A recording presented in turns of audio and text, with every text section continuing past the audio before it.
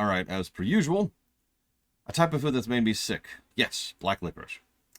We'll go ahead and put the 1 story positive there. And we're up to probably 16 on the positive angle, and 1 on the negative. Red blocks I mentioned in the review. Oh, give me a minute, I'll show you. I do apologize. I was actually going to lay down because, I'm very, very exhausted and not feeling good. I got a comment asking about the trial, which sent me into a bit of a miniature panic attack, as it usually does. Not their fault, that's on me. I'm the one who's PTSDing. So, I didn't lay down, is what I'm trying to say. So I ended up trying to pass the time by playing a little bit off camera. So, we're on the boss fight. Hey! Aw, I missed. I don't actually like pizza that much, at least there. I'm failing at the boss fight, like you do. And I win. It's not their fault, they just wanted to know. So I answered them, but you know how it is. Just being reminded of that stuff isn't fun. Okay. So it's world 1, 2, 3, and 4 concluded. We are halfway through the game. Oh my goodness. Here I go. We're sweeping so far, so that's nice.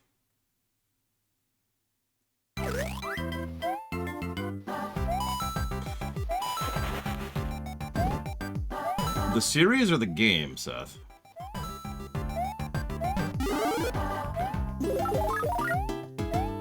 Oh my god, this freaking snow! God, it's just like in real life. Ah! Death. Here I go. I do have a guide.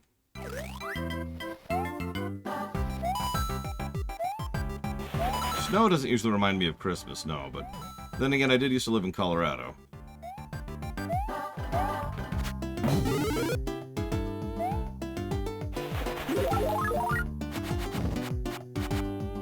So, can I ask you a question, Seth? Because I don't have a lot of people who are really familiar with this game, despite it being the 2nd best-selling Mario game of all time, and arguably the 1st best-selling Mario game of all time.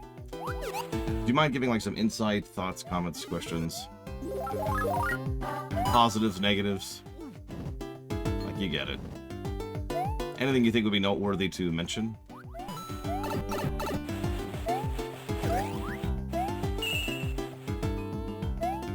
Some of these while I'm here, right?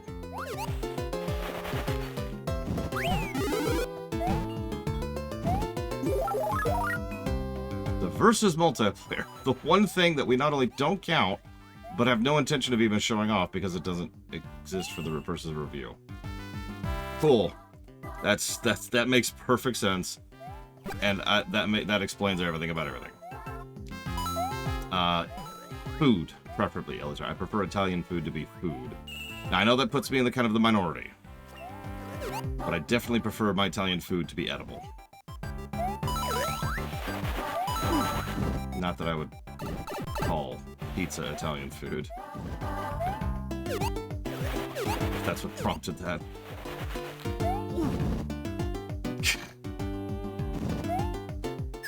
Okay, I do like that gimmick there. So nice. I mean, I could be completely ignorant here, but last I checked, pizza is an American dish. Now, there is such a thing as Italian pizza, but...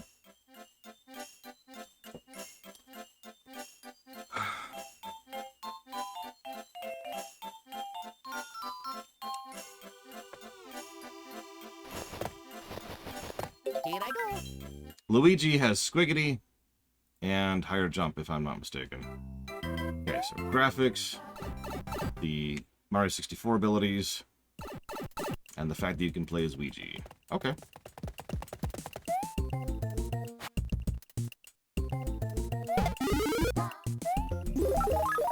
Well, if anything pops into your head, Seth, I'm listening. I'm probably really biased because, I just played Yoshi's Island, but I don't know, so far it's just not quite catching me. Like, I wouldn't say this is a bad game by any respect, but it seems kind of middle of the road compared to a lot of the Marios we've played so far. I guess that's kind of the detriment of playing a whole franchise in one bundle, right?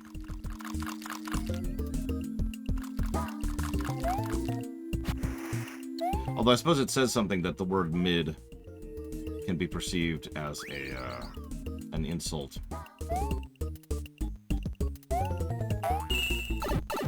I guess it kind of is, but it's not really intended to be. I'm probably going to jot down some additional positives for power-up, because I do think they're very creative with how they do power-ups in this game. The Mega Mushroom, Mini Mushroom, and Blue Shell are all pretty cool things. Cool kit.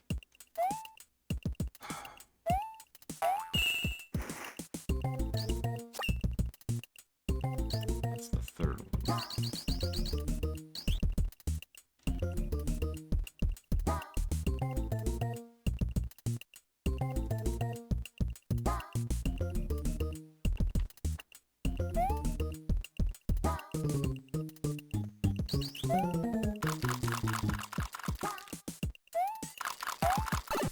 I mean, I guess that makes sense, Billers of Snow. I myself have gone on record saying, when covering things like a television show, that what you want to aim for is above average or better. Of course. Here I go. No, Eleazar, I've decided to quit playing that game just because you asked and for no other reason. I was going to play it, but then you asked me about it, and I don't know if I can bring myself to do it anymore, you know? I've lost the will to. Also, did you know that the website will tell you all of the upcoming games we're playing?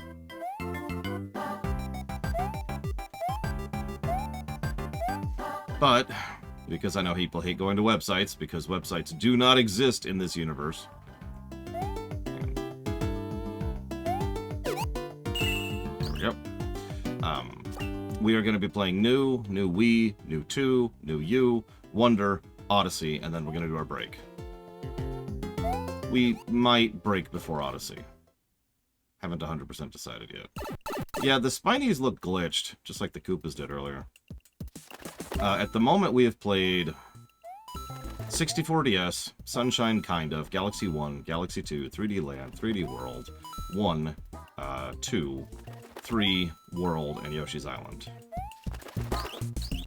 And that's 4 games that scored over 100. So that's some company to be keeping.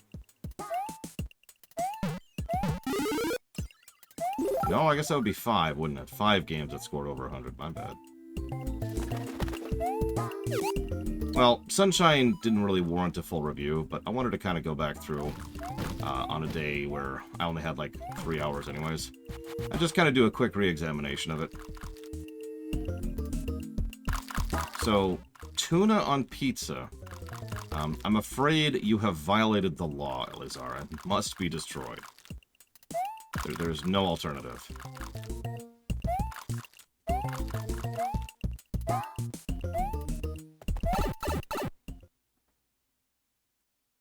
Yeah, there's probably going to be a Breath of Fire thing happening. Probably. Maybe. Definitely. So nice. Congratulations, San Francisco. You've ruined pizza.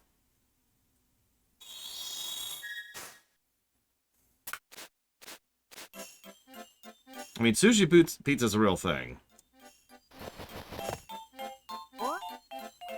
Oh.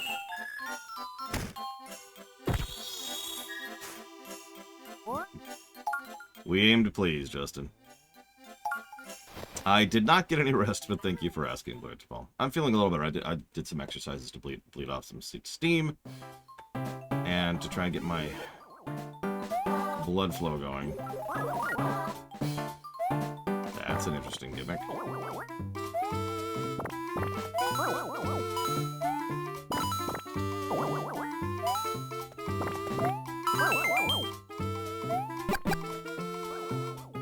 You did it, J. Palmer. You ruined pizza.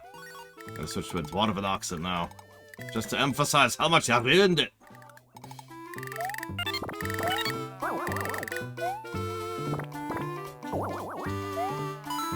I'm willing to try a lot of things, but I'm not willing to try tuna on pizza. I'm sorry.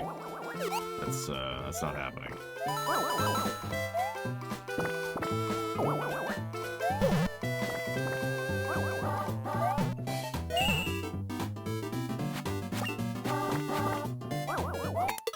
I was too, Raven.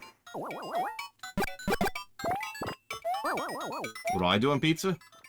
Meat and spice. So, you know, big old chunks of tomato, big old chunks of onion, probably some black olives in there. And then, like, thick, hearty meat. And, maybe like some jalapenos or something like that. Something of a similar vent. No, the kind of pizza I like isn't really available. I have to custom make mine, or actually find a real pizza place, not a chain.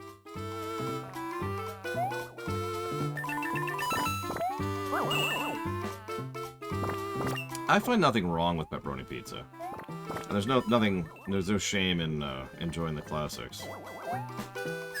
Good afternoon, Evo. Alright, everyone. I need you all in chat. I need you to do me a favor. I need you to help me convince Evo that she's amazing at artwork. Go. It'll help if you've actually seen our Diablo, in which case you've literally seen her artwork.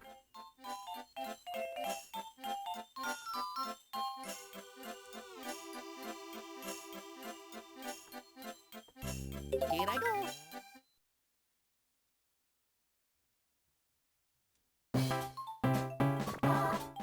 You know, Shadow Machine's got the right of it, I think. Also, this is a good time to plug the Diablo rewrite. Please go watch it. And I know what you're thinking, but I've never actually seen Diablo or played Diablo, so therefore I shouldn't watch the rewrite. Please don't fall into that mental trap. Your enjoyment of that movie will probably be completely unchanged by virtue or absence of having played the games. Perfect.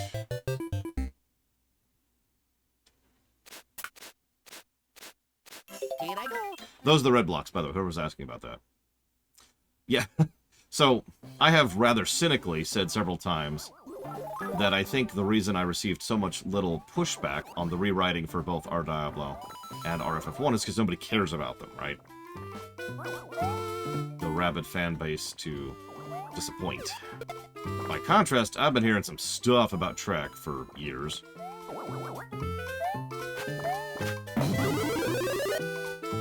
That's interesting.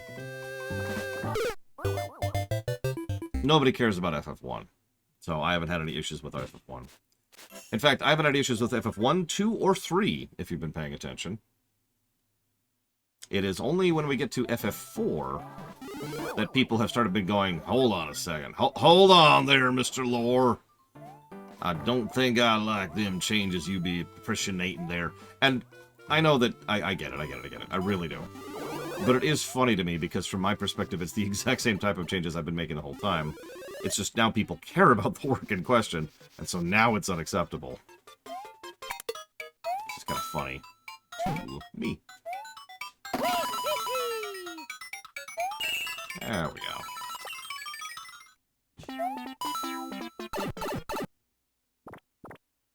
Oh yeah, and then we're gonna get to the Our Wars. That's gonna be a fun one.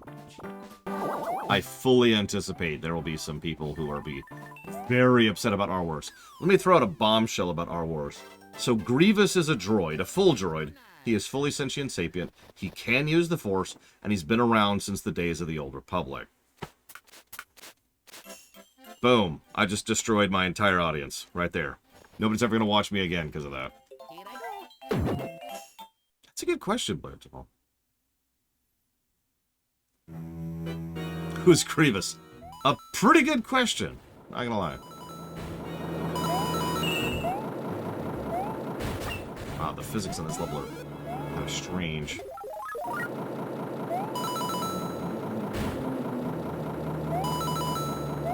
Yeah, that is a very strange... I mean, obviously Star Wars is... I have no idea, Lona.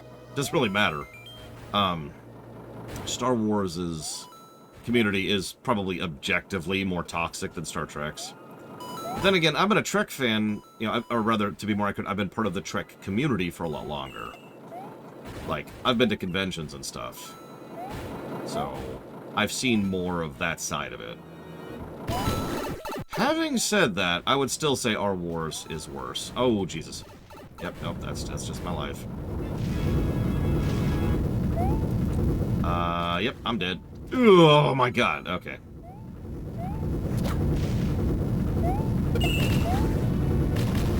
I have never met John Delancey in Poison, no. Kingdom for a power-up. Wait a minute, wait a minute, wait a minute.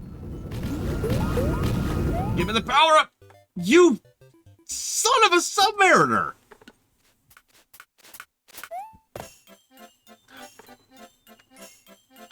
Here I go. I lost the power-up, too. I don't even know who that is, Shadow Machine, sorry. Oh, thanks. A 1-up. That's exactly what I needed, game. Thanks for that. Let's go for health here. So you probably can't even tell. My jumps are, like, halved in how much height I can get because the ground is shaking under me, which means I'm jumping off something that's going down, which is... basically, I'm having to counter the momentum of the platform I'm on every time I jump.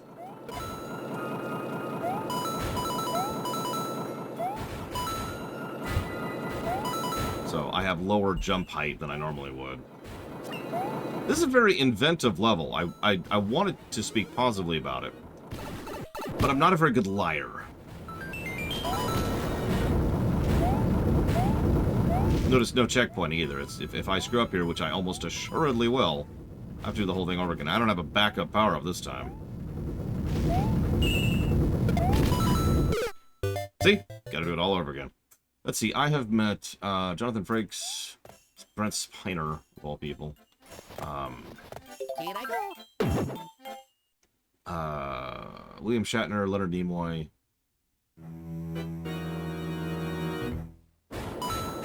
And I think that's it when it comes to Trek alumni.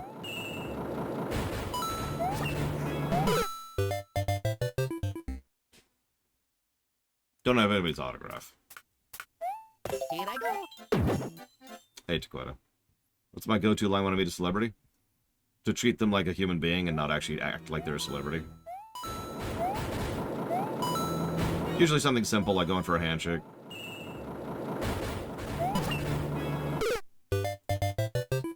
So apparently it's the right block. It's very important. Well, obviously I'd like to meet Gates McFadden. And by meet, I mean hours of tantric sex. But other than that, I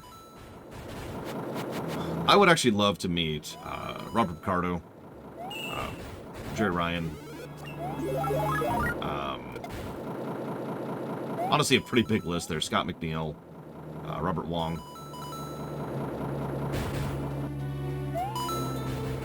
Oh yeah, I would shake her hand. Whoa! I would die while making a joke. Oh yeah, I wouldn't mind meeting Chase Masterson. She's pretty cool.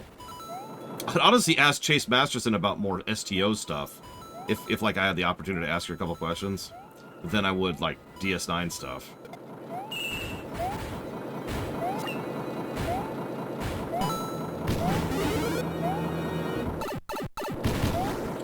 Chase Masterson played Lita, the Bajoran Dabo girl who ended up marrying,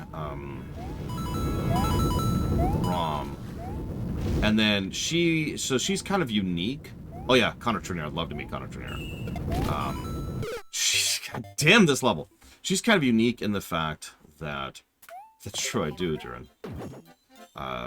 She's not exactly what you call a big Trek alumni, but when STO was still pretty low tier, and didn't really have, like, the political or financial sway to get people involved, one of the first people who actually said they would do voice acting for the game was Chase Masterson. And so... she kind of... her character, Lita, and Mir Lita, kind of became main characters over in STO. Just because of the fact that she was the one actress they got, right?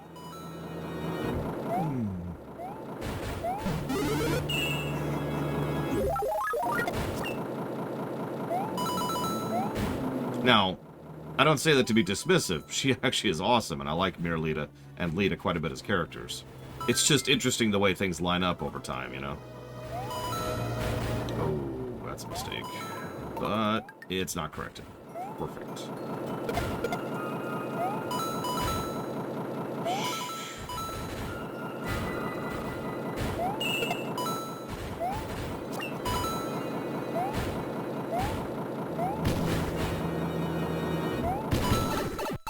God damn it. And we're dead. Yep, I have no momentum. I have no momentum on this freaking stage. So yeah, actually, here's a question. So obviously there's people you'd want to meet who are Trek alumni, and then there's people you would be okay with meeting. Here's the big one. Who would you actively not want to meet? So for me, let me think about that for a second. I think I'd be cool with everyone from TOS. Especially since I have already... Yeah, we'll count dead people here. Especially since I have already met Shatner. He would probably be the lowest one on that list, to be honest with you. So from TNG, Roddenberry doesn't count. He's not a person. From TNG, the one I would be least interested in meeting would be Spiner, which is funny, because I have also already met him. Sensing a trend here.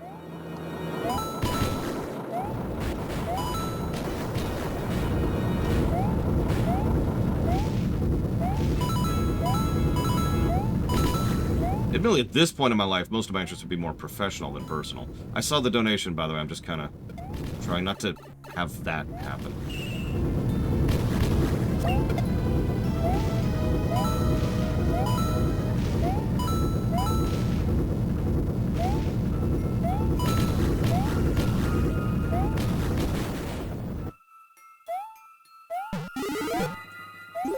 Oh, thank God. Okay. Thank you, Vigilant.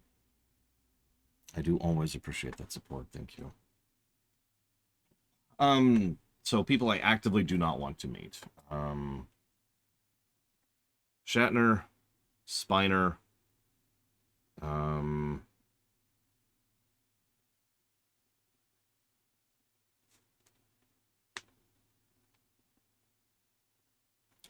just counting actors. If we're counting other people, then that list grows substantially, because there's a lot of scummy people behind the scenes that I never want to meet, like Berman, or guy I can never think of the name of from season 2, or Roddenberry, or Ira Stephen Bear, or Michael Pillar. Like, I just all of them. I don't want to meet any of them. Maurice Hurley, that's him. I can never think of his damn name. But let me see what Vigilant donated towards here. Give me a moment.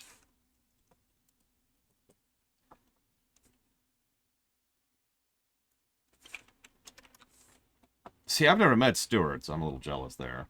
HOI for Old World Blues. Listen, if I have infinite power, and Sonic Adventure DX and Fallout London, thank you again, Vigilant.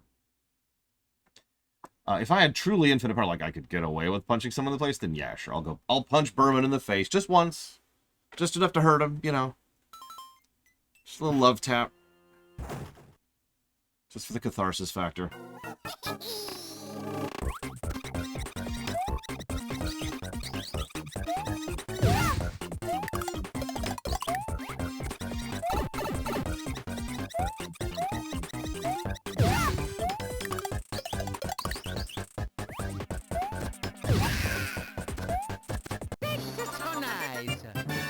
And then we'll dig up Roddenberry's corpse, drag him back from space, and then I'll charge people $5 to have one clip of ammunition with like one of those rubber pellet guns, right?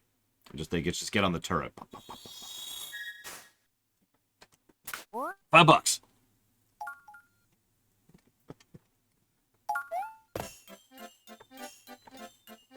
I hope you enjoys Blade Chaval.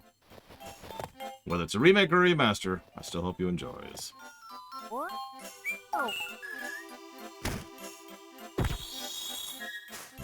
Secretly, it's actually...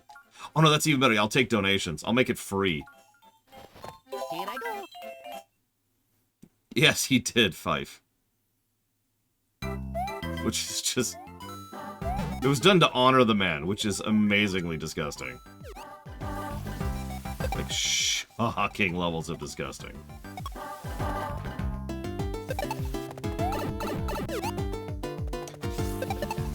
Anyways, let's not talk about it. So, okay. So, back to actors. So, I don't think there's any actor from DS9 I would actively not want to meet. With the... No, I think that's it. So, I'd want to meet everybody from DS9. From Voyager? Robert Beltran. I don't want to meet Robert Beltran. And from Enterprise, Scott Bakula. Pretty big answer out there. For different reasons, admittedly. Notice it's the same tune again. Because it's always the same song in this game. I know. They deliberately had few songs because they were trying to appeal to the classic aesthetic. I get it.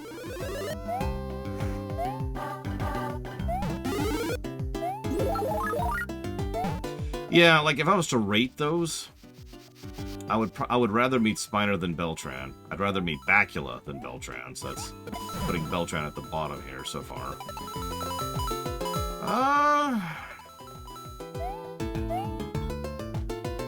Yeah, no, I'd probably put Beltran below Shatner, too. I'm saying that out loud.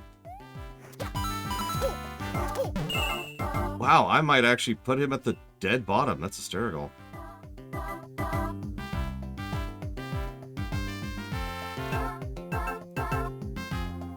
So anyways, Shatner's just kind of a dick, and he drifts in and out of being a dick depending on whether he's bored that day or not. I don't actually know why. I don't know the reasoning. For some reason, he drifts in and out of being cool in his life to very much not being cool in his life. I don't even know which phase he's in right now. Yeah, Spiner's just an asshole. The reason he plays assholes so well is because he just plays himself. Like, Spiner's kind of mild of all of the ones I just mentioned. He's whatever. This is 5-3.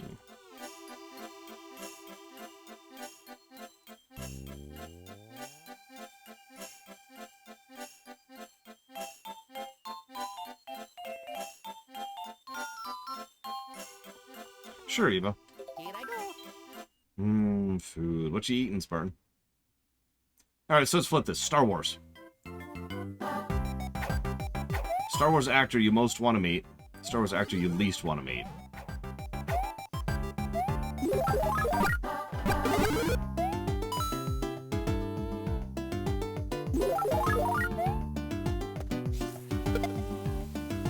So my least would probably be Harrison Ford. I think I could commit to that one pretty easily. No!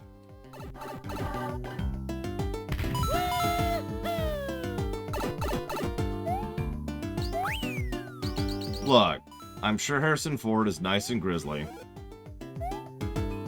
But, like, he's still Harrison Ford. Yeah, Ford would actually get angry about me asking about Star Wars, and I get that. No, I do. I get angry when people ask me about Ruminations. But, like, if in the interest of looking into a Star Wars actor, you can see why Ford would be at the bottom of that list, right? Here I go. Oh, nice, Spartan. I hope they're good. So, yeah, ironically, probably my top pick would probably be Carrie Fisher.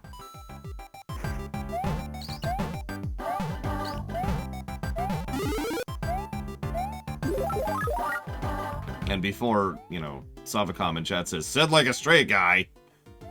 That's not why. Carrie Fisher is an amazing script doctor who honestly could give a wonderful insight into a lot of things about the character. And the setting and just the process of creating it. And you get it. Oh, I'd love to meet Mark Hamill too, but as weird as this may sound, I'd rather meet Mark Hamill as a voice actor than I would as a Star Wars actor. So you gotta prioritize, right?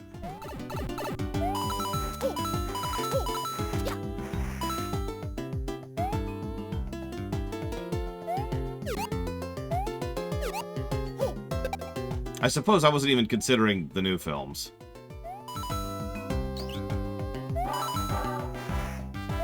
And I just don't have a lot of interest in meeting most of the people from the prequel era. God damn it. I will admit, I wouldn't mind meeting Hayden Christensen. Here I go. Legit. We know the man can act. We know the man was handed a bad deal. And we know he's had a bit of a redemption arc, even just in his role as Anakin over the years. And it would be interesting to hear his take on a lot of the construction of those films, you know?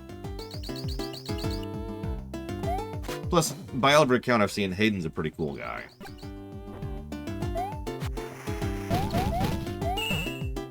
That helps. You'll notice that I discounted people earlier specifically because of the fact that they were dicks. So, no issues with that with Hayden. These guys suck. Sign you to oblivion.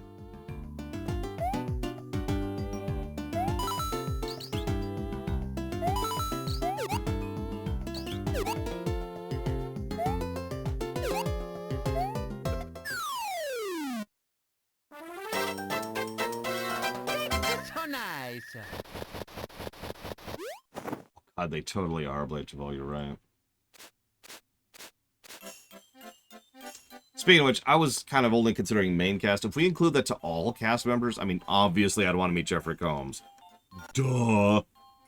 And yeah, over in Star Wars, that opens it up to, like, Ian McDiarmid. We've also got Dwight Schultz. Yeah, Dwight Schultz in Trek. And, oh god, I can't think of his name all of a sudden. I already mentioned Jerry Ryan. She's a good actress, first and foremost, but Seven is unequivocally my favorite character in Voyager, despite how much the creators went out of the way to try and ruin her. Still an amazing character.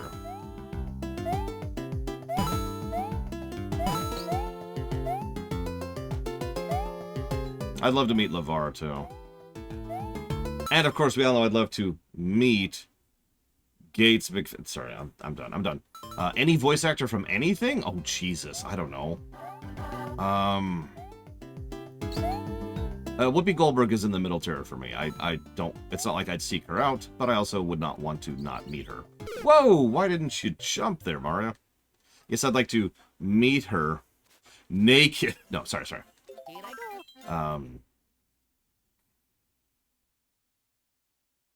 Oh god, I can't think of his freaking name. Ah, there is another actor who is technically a Trek actor I'd love to meet. He played Suitor. Brad Dourif. Brad Dourif is awesome. I would love to meet him someday.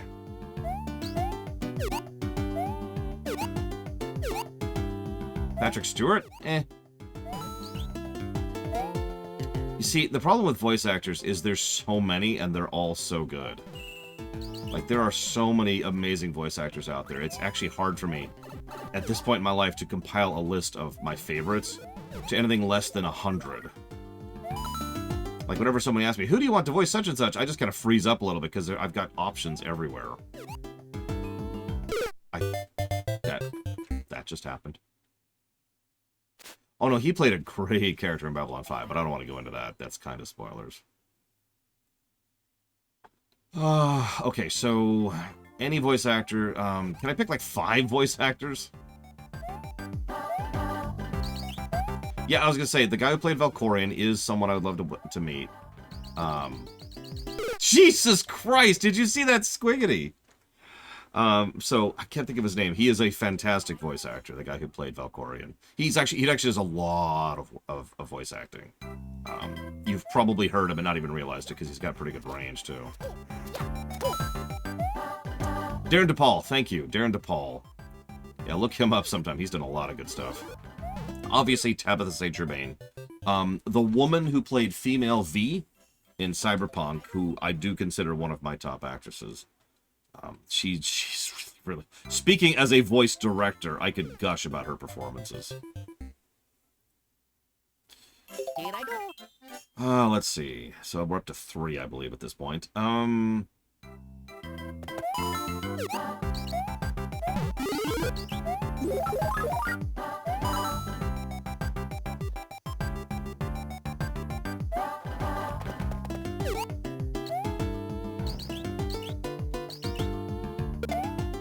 Oh, that worked out well. You know, honestly, I was debating Steve Blum, but no, he's a great actor, and I would love to see him in person.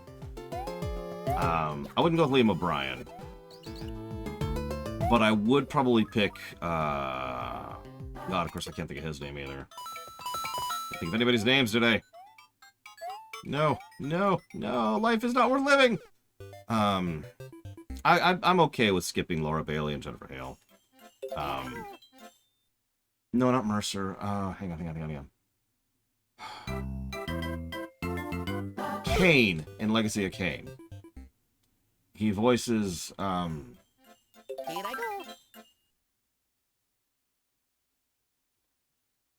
go. Logain in Dragon Age Origins. Ah, damn, I must be really tired. I can always tell I'm tired when I have trouble recalling names. That's like a symptom there. Yes, I'm probably actually having dementia. Shut up. It's cool. It's cool. I'll just kill myself before it actually takes hold.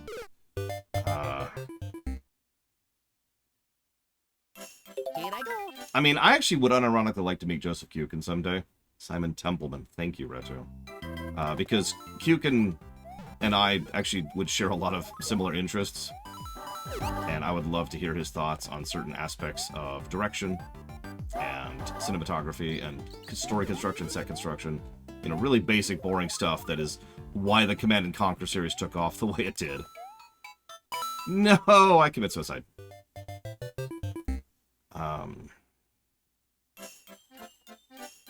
Well, hopefully I'm never visiting my family again. That's just what you know, so... We'll get to that. M.A. Larson? Yeah, I'd love to meet M.A. Larson. Hi, you basically made My Little Pony a great show. What do you have to say about that? And then he'd probably say, I didn't do it, all the staff did it, and start naming people. Or, conversely, I didn't do it, all the staff did it, and not name people, and that's indicative. Why? I can't jump while I'm squiggling on the ice. I can't jump on the ice. Suicide! I'm gonna make a save state here. This is ridiculous. Yes, Darren... I've told you. Darren DePaul's everywhere, Jay Palmer. He's done a lot of roles. Sam Witwer.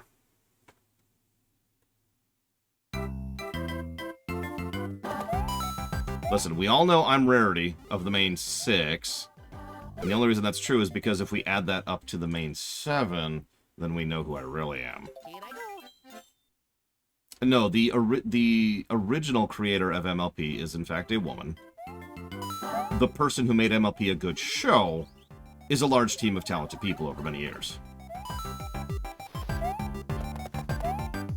But one of the things I was doing was keeping track of relative quality, both on an episode and a seasonal basis throughout my run of the show. And yeah, Larson kind of killed it. Oh my god, that's squiggity! Oh no, I didn't have time to set up a save state. And I'm dead. Why don't you jump on the ice? Why don't you jump on the ice? Kill yourself!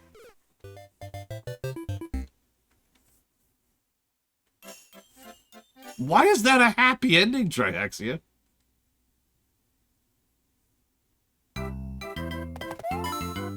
Don't answer that, because the answer is Eastern European.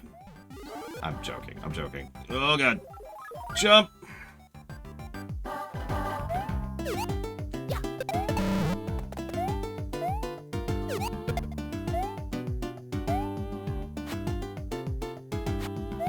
Okay. We're gonna get this. And we're gonna make a frickin' save state, because we've already been using save states to get through this stupid game.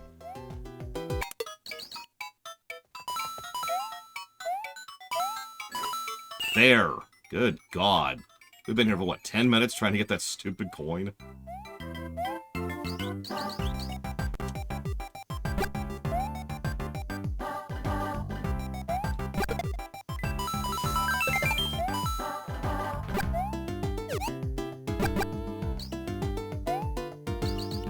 Yeah, I only made it that time because I freaking save stated. Okay. Oh gosh.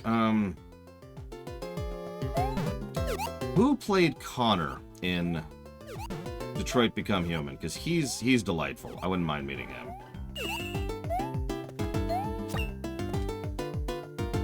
Yes to both questions, Jay Palmer.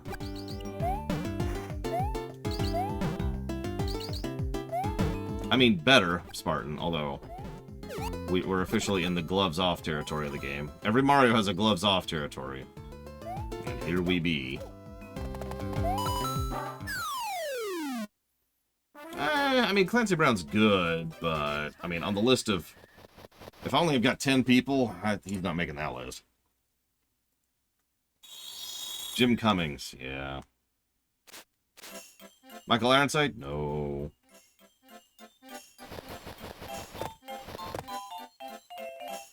Here I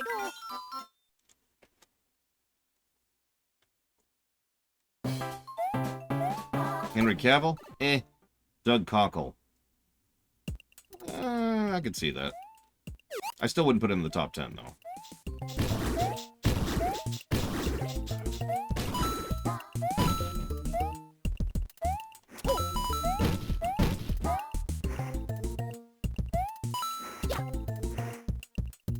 James Earl Jones.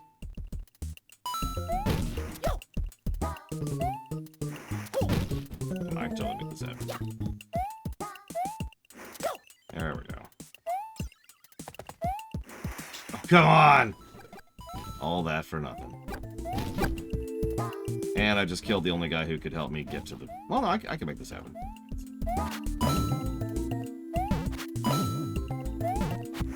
Oh, you son of a...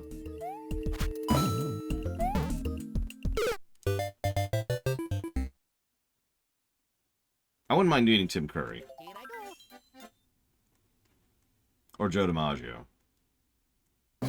John DiMaggio. Yeah, I could skip Carrie. I don't want to meet Carrie.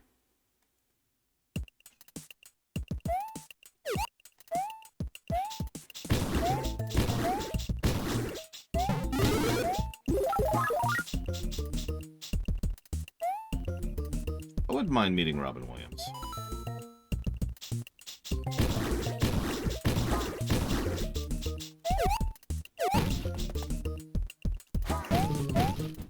This way. This way. This way. Over here. Over here. There you go. There you go. Come here. Come here. Come here. Come here.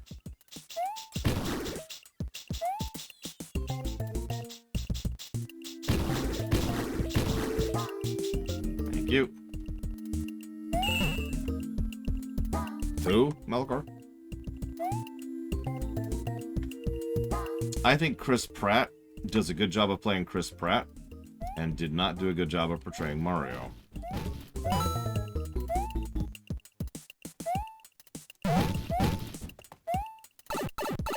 I've heard worse voice acting, but that's about as kind as that particular comment can get.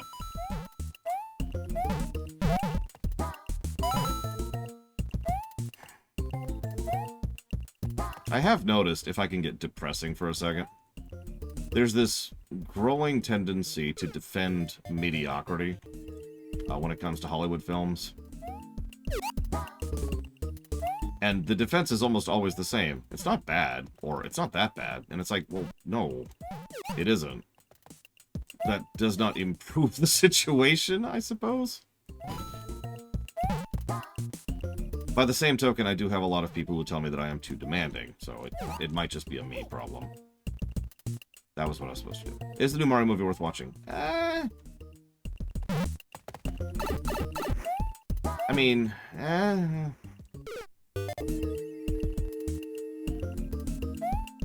I mean, that's harder of a question to ask than you'd think.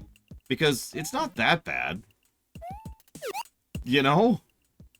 Like, it's not. It is not that bad.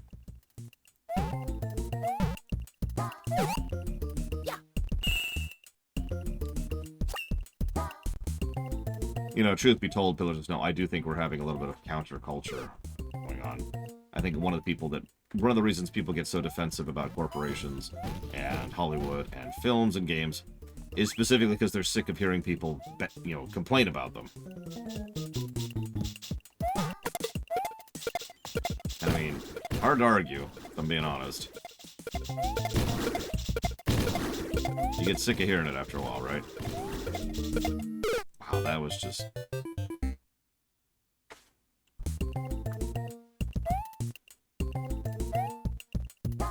Yeah, the actress who played Peach did a good job, although they kind of screwed up her character a little bit. But I will say her character is probably the best done in the entire film, so I'll take it.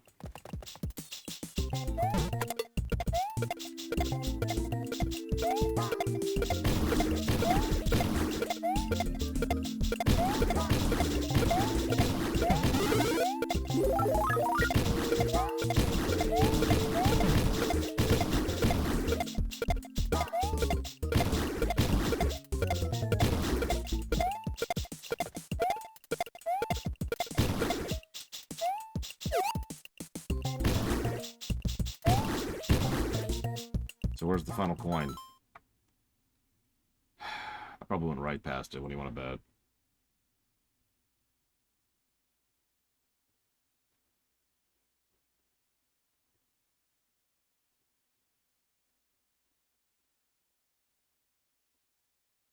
What? So I did miss it.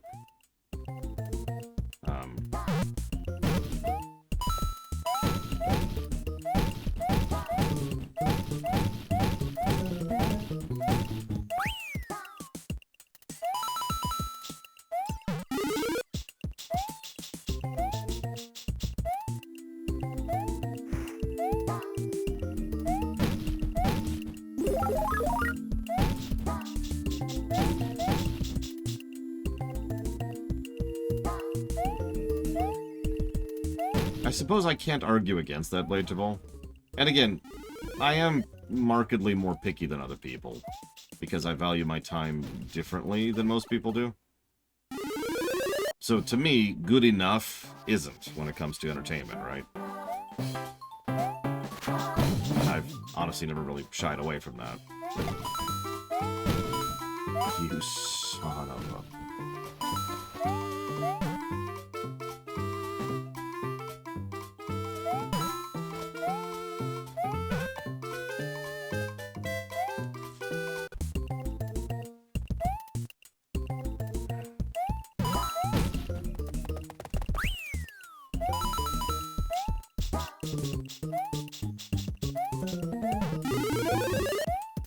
Oh my god.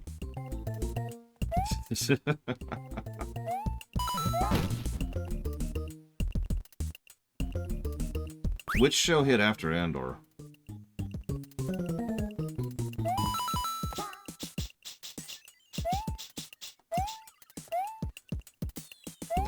I'm asking legitimately. I've lost track. Ah, Mando season 3. I don't even know what happened in that one. I will not speak about Ahsoka. Ever.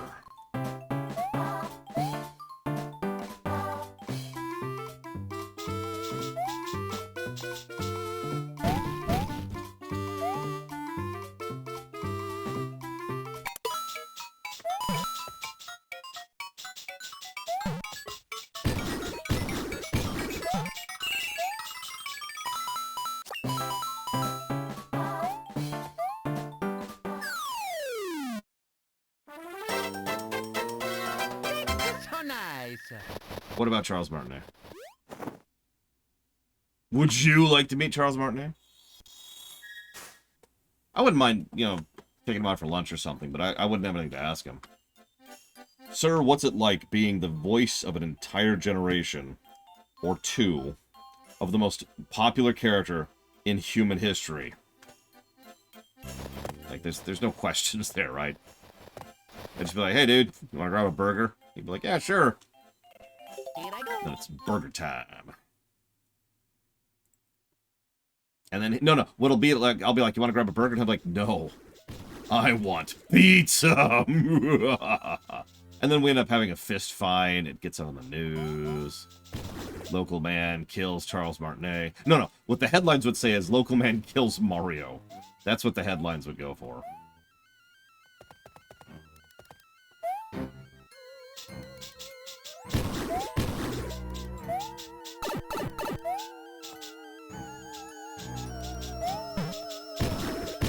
improve your joke lines, Blade and Pillars.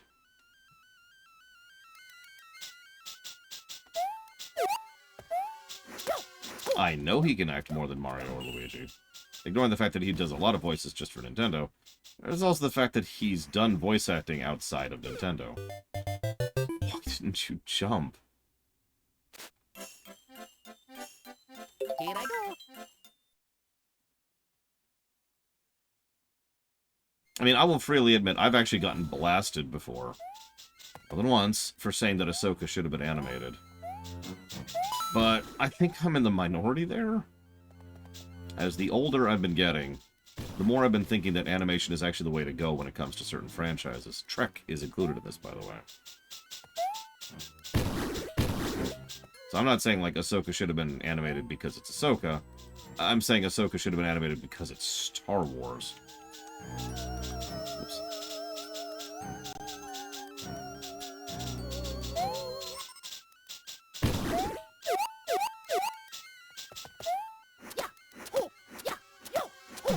Yeah, no, there's the concept. First of all, there's the concept of the concept. Oh my god.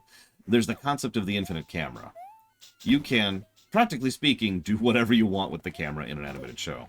Now, most animated shows don't, but the point is, it is nevertheless a limitation that just goes away, alongside limitations like lighting, or time of day, or availability, or sets, or costume, makeup, all that crap. It completely changes the nature of making a show. Now, the catch here is I'm not an idiot, and I understand that good animation is still both difficult and expensive. But that's not really the point, as weird as that may sound. The point here is that it is such a different medium that frees you up to do so many different types of things. And that's exactly what I want. I mean, hell's bells. There's an example I kept using on My Little Pony. If you'll forgive the indulgence. No, Jay Palmer. Have you? Such an accusatory question. Have you ever killed Parthenax? Microphone. Jay Palmer. Sunday Press. Have you ever killed Parthenax?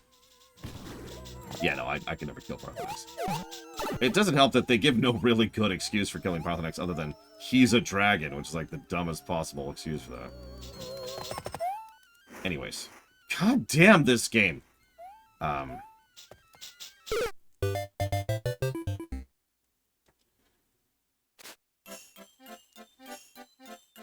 Anyways.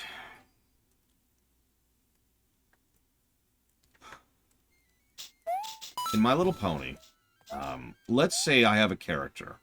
Let's say that this character needs to be relevant, but for whatever reason, I can't get a hold of the original actor. No problem. I can still have them be there in the show. I have methods and vehicles to present them as being relevant without them actually speaking. Even just something as simple as, let's say... My client has no comment. Let's say that Seth, the roadwalker over there, is sending a letter to Jay Palmer, right? And so Jay Palmer has received this letter, and so, but I can't get Seth on board to actually voice act his character. So, what I can do is I can have Seth, like, show up on screen, pull open the thing and be like, huh, and start reading it. And then as he's reading it, you hear Jay Palmer's voice reading the letter out loud and just kind of narrating in his voice, essentially. That's just one example right off the top of my head. No need to pull the actor in, no need to do anything else, just boom. Oh, Jesus Christ. Oh my god. Oh my god. Okay, I think this is now impossible. Ooh. So let's rewind to here.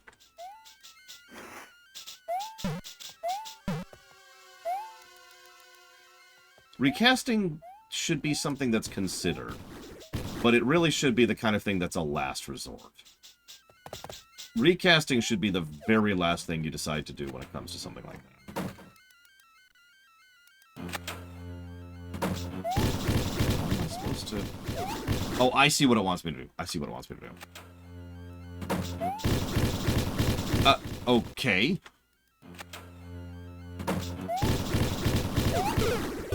really weird. It's like not grabbing the edge of the wall. There we go. Bull crap!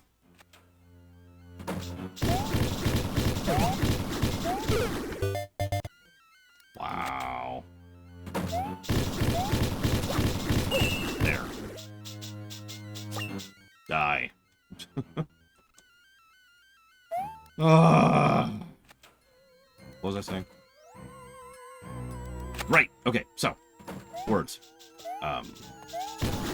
There's an episode of Star Trek Deep Space Nine where Odo has a single scene where he has any dialogue, and it's literally just to be like, "Hey, what's going on?" Like, I'm not going to recount the specifics because actually it's a spoiler, but the point is, it's nothing of substance, right? It is nothing of substance whatsoever. I want you to consider that Rene Aubergenois had to come in that day, sit in makeup for 6 hours, or whatever it was, and get in full uniform, get under the lighting, get everyone on their things, so that he could show up and say that line. That's the reality of live television. Yeah, I actually talked about that in the rumination of that episode.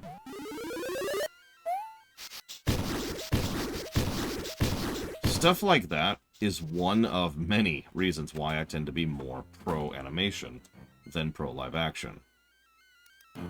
Now, the problem with all of that is, and several people in chat have already kind of showcased this very concept.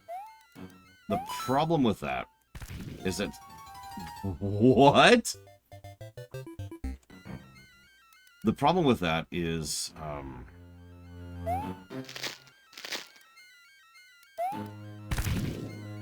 hang on. People have this sort of built-in bias towards live action. Towards live action. They want to see live action works.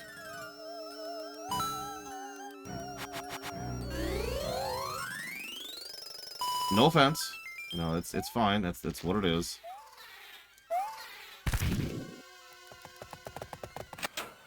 But ignoring the obvious fact of the United States having this, we're still dragging our way out of the very idea that animation can be something that's actually taken seriously by adults. That's a separate problem that we're still pulling out of. But even ignoring that, even if someone acknowledges that animation can be a real and legitimate art form, there's still a preference for live action because it's live action.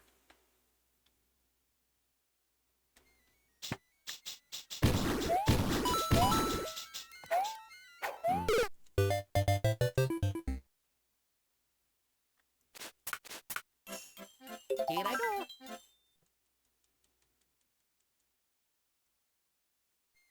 Live action is universally more expensive by a gargantuan margin. I was honestly trying not to talk about budget and money. I'm just talking purely creatively. But if you're interested in making a show and not bankrupting yourself or not having a gigantic bankroll, then you go with animation.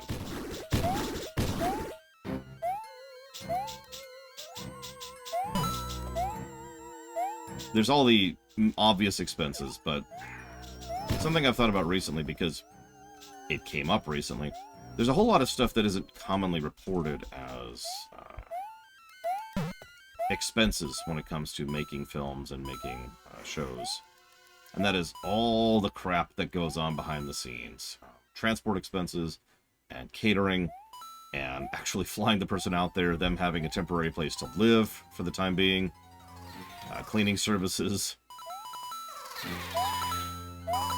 the actual construction of and maintenance of the sets.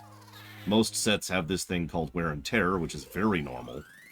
You ever see a set after like a few days of shooting? There are scuff marks and dust and everywhere. They have to, in some cases, completely rebuild the floor so that it doesn't look like it's, been torn up by all the actors walking around on it, and the people running the cables, and the people running the lights, and the people running the cameras.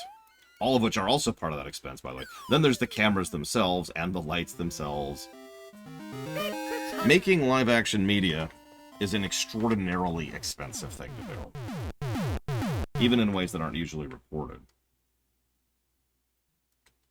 That's a good question, Jerome Grayman. I don't know.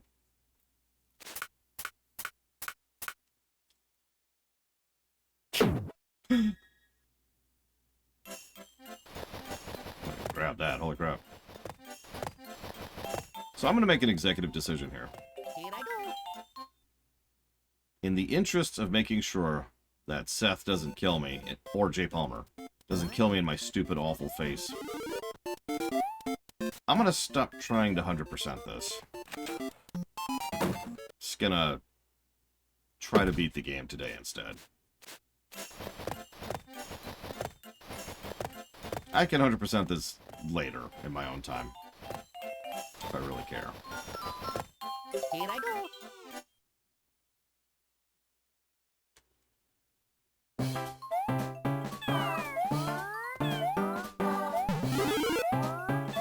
I mean, that is kind of irritating, I'm not going to lie. Because that means that, you know, I'm probably never going to get to 100% this game. Because when the hell am I going to have time for that?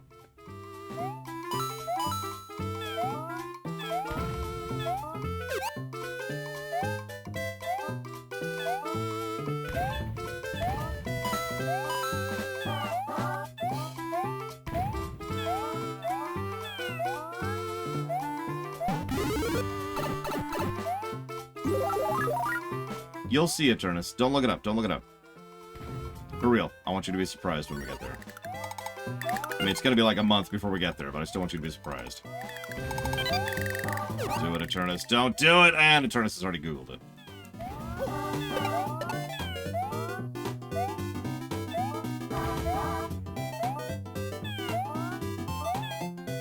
And Seth has already killed me. Actually, I think Seth and Jay Palmer are both just, like, planning a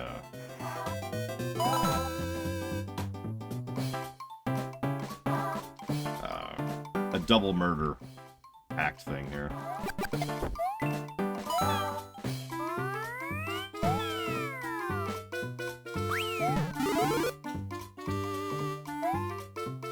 Common jobs that I think should be banned and replaced by war robots. Streaming should definitely be handled by bots. Let's see, what else?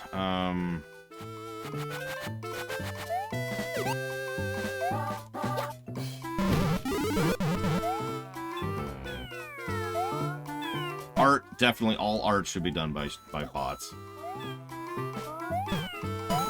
You know what, can we just make lawmaking done by bots? I think that would be hysterical. Oh, actually, okay, so obviously I'm joking. Because of course I freaking am, because that's terrible. But can I share something that I found legitimately chilling? Like, actually kind of scary.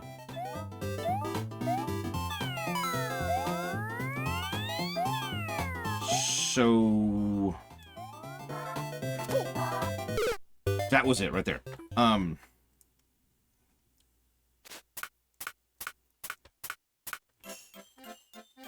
go.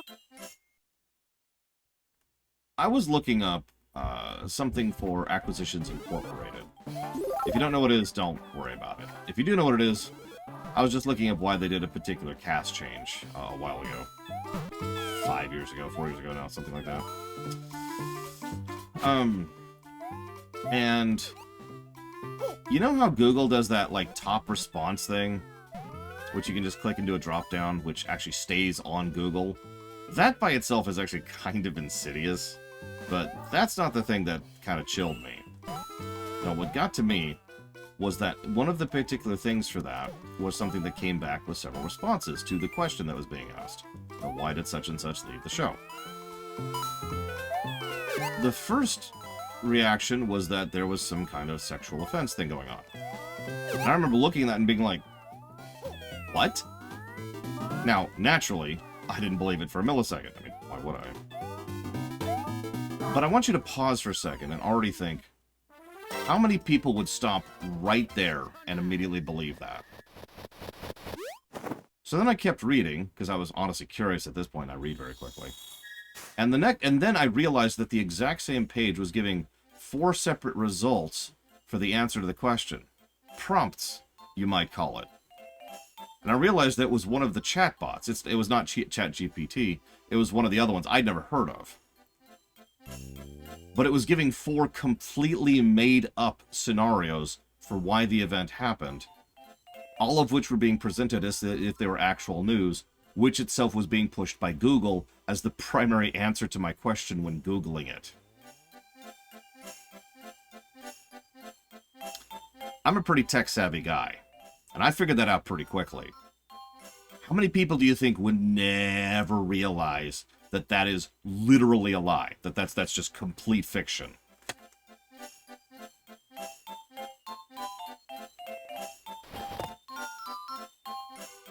Here I go. And that's the chilling part.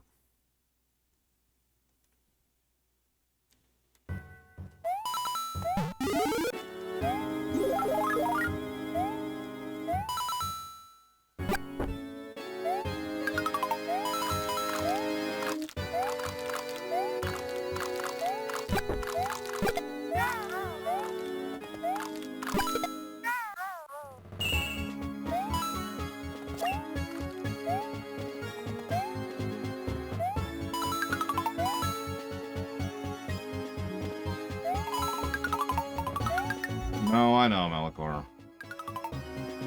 Misleading newspapers, misleading town criers. How many of you ever played Assassin's Creed? I know. Weird example. Just bear with me for a second, though. Oh, I know, Amelia Clark's eyebrows. It's pretty much a lose-lose for everybody. In Assassin's Creed, I forget which one specifically, forgive me, you can pay off town criers for them to be like, oh, Ezio's totally cool, to lower your wanted level. Now, obviously, that's just a game mechanic. You know, it's hitting the frickin' spray place in GTA. But you could see how there's an obvious historical precedence for something like that, because that kind of thing happened. With just a few bucks, you could change what the people were presenting as news in the center of town. All I'm trying to say is that that's not a new problem. It's still chilling. Not a new problem at all.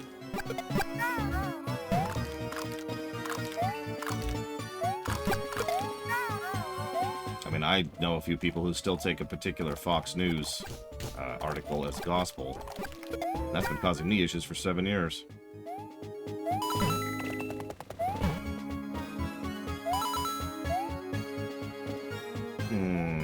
I do think cheesecake is a good fun thing to do, Colin Peluso. What's like your favorite game to just chill and relax and play just on its own? You know, maybe like a quick replay of one of your favorites kind of a situation?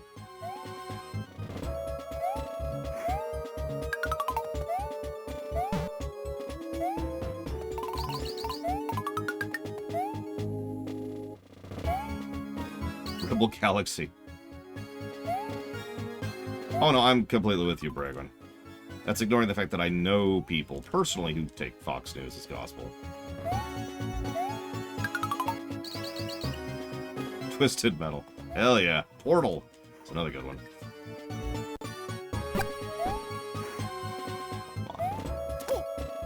There we go. There we go.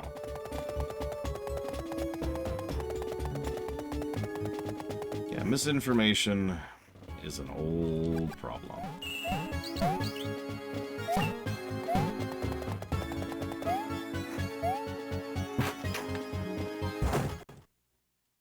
I never played Galaxy Outlaw.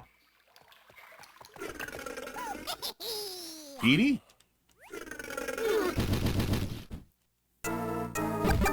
Die, Petey. Don't crush me, Petey. Don't kill me, Petey, I'm sorry. I want to live. So did the sheep. Da da da.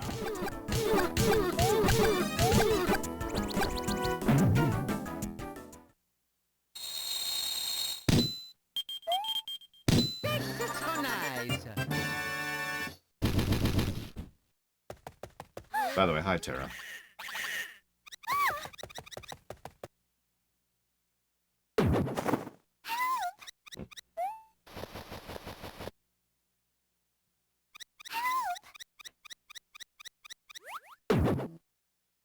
What?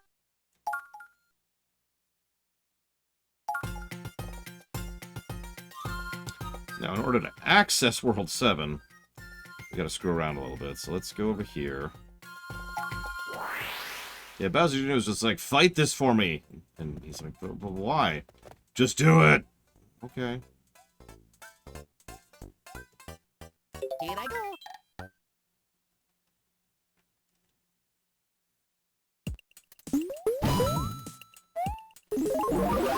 Here we go. And now we're stuck. It's okay. This is actually all part of the plan, believe it or not.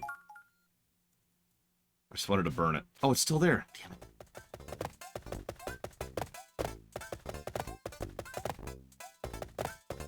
Well, let's see what happens if we do this. Here I go.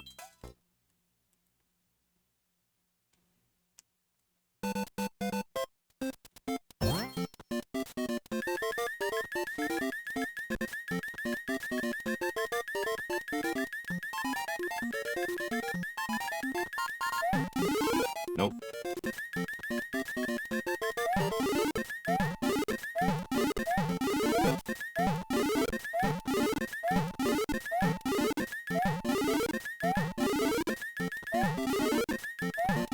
There. Oh, god damn it. That actually sucks. Okay, so I... Come on, game. Work with me.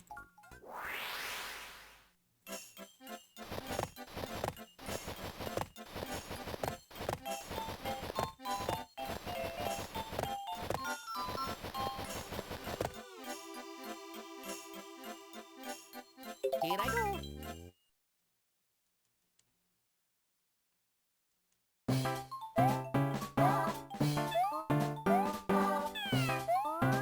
I actually have a random idea.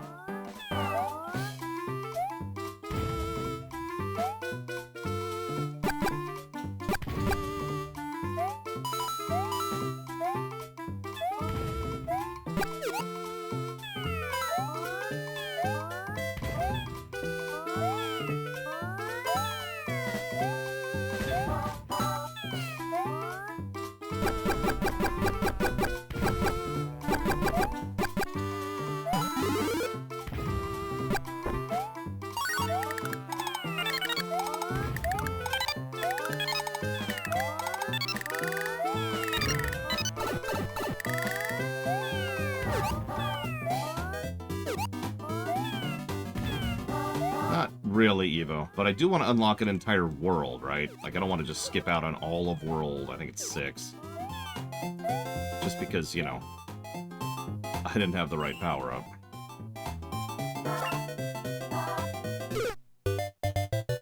God damn it. Yeah, it is 7. You're right, you're right. Okay, so that idea wasn't going to work. That's okay. That's okay.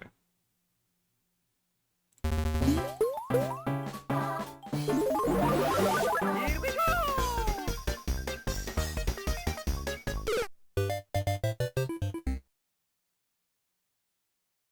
Okay.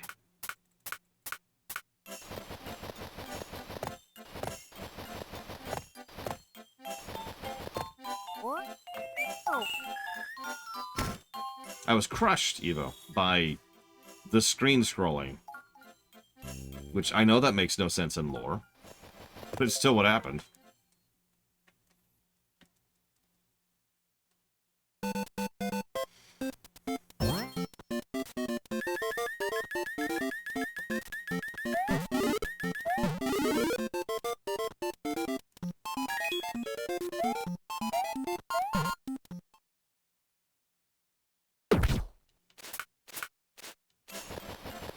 Like, you ever think about screen scrolling in lore? Like, what the hell actually happens when you get crushed on the edge of the screen? Here I go. Maybe I'm the only one who thinks about things like that. I don't know.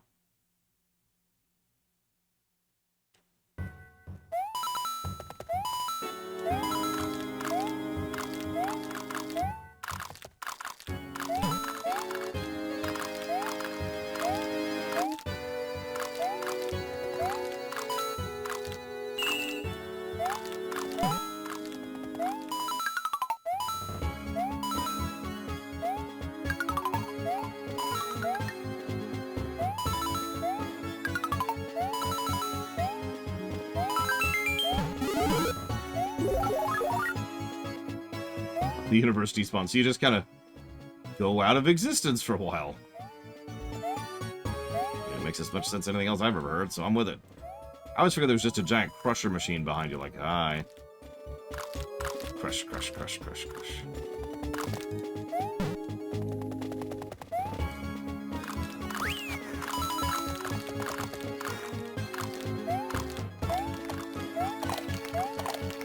Sure, I accept that. I don't accept that.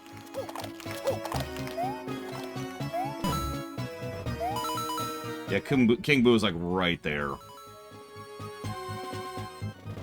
I should probably clip that. That was actually a good save.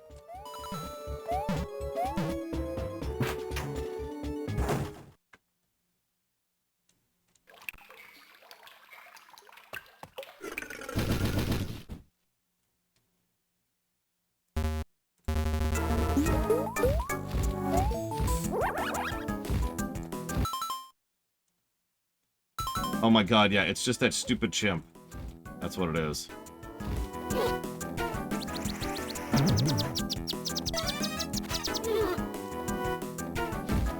He just pulls out a Glock and is like, "You're dead! You failed my challenge in 30 seconds!" Because the Mushroom Kingdom is hardcore about its puzzles.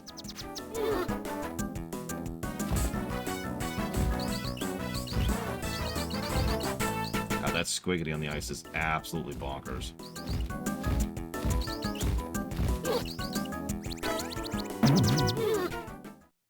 But we did it.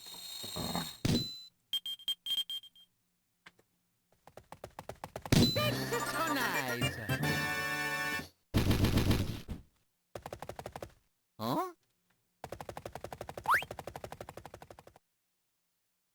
Fleets would be kind of a neat power-up for a Mario game. It does exactly what it sounds like. Clunk, clunk, clunk, clunk. What? Okay. We have Woiled 6. Let's go and do these in order. So let's go up to 6. Or 7, you know what I meant. Here I go. Oh, I should write that down. Oh my god, it's the same music.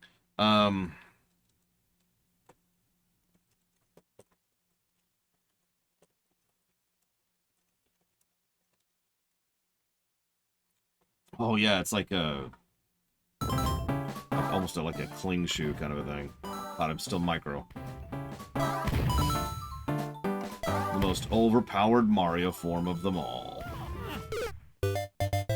Dead. Alright, so. That was great while it lasted. I should get a safety save. There we go.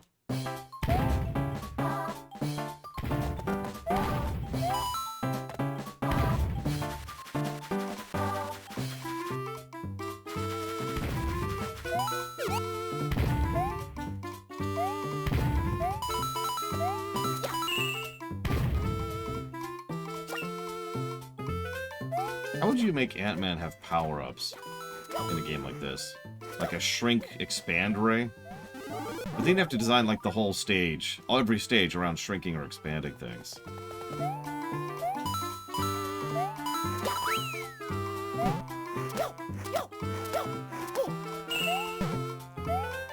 And then the final boss shows up and it's just an ant. Just one ant.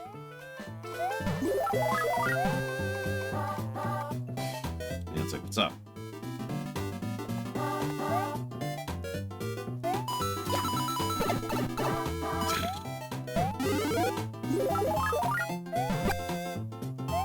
You know, that's actually a valid point.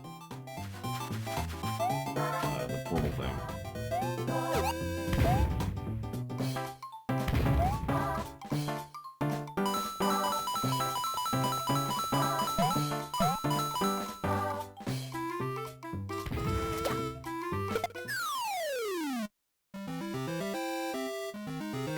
So nice.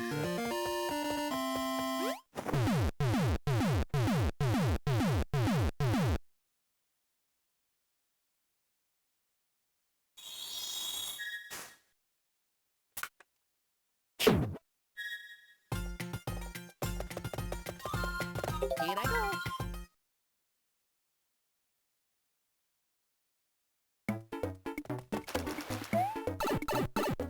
You know, one other thing I've noticed, and this is very endemic of the games in this era, including the 3, 4 we've already covered. There's no theming to the stages. Have you noticed that?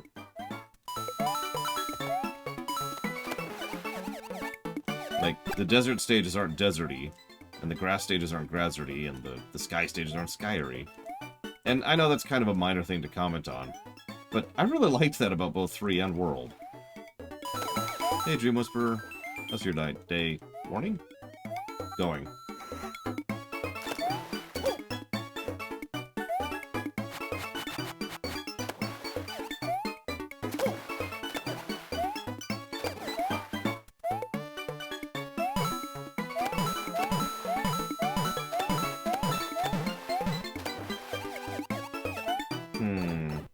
I like Crystal Worlds in general, if given a choice. But honestly, it's probably either Lava or the World Bowser in Mario 3D World.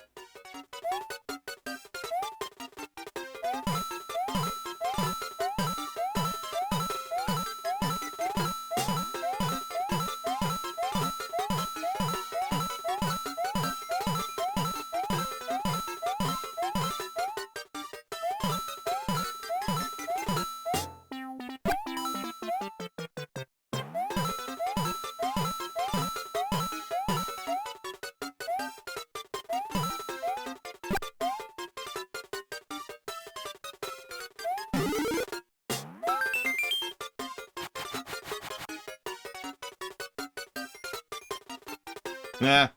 Hey, Google. Play Baby Shark. See you around, J. Palmer. Oh god, with J. Palmer around. Or gone, rather. There's no one to save me from Seth. So, as you can see, this is the greatest Mario game ever made. None can compare to its brilliance or its glory. Some dare say that even to this very day, there are those who whisper of its perfection in the distant twilight moonlit halls.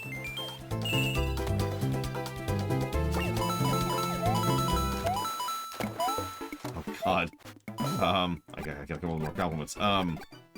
When I was thinking of naming my firstborn child, after, you know,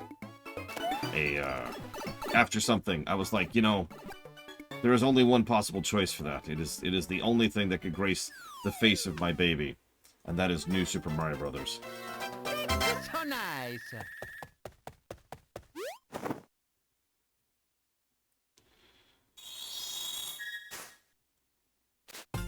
Here I go.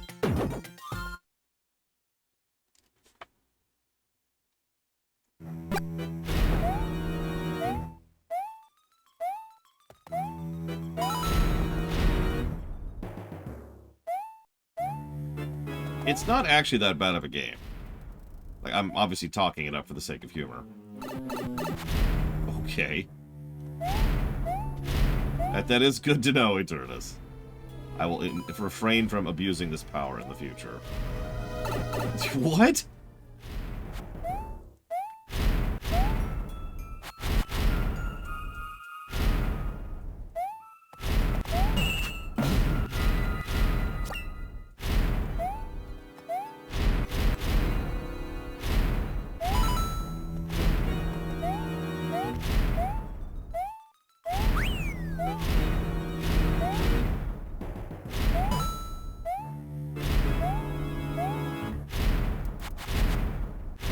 That's extremely discouraging, Evo.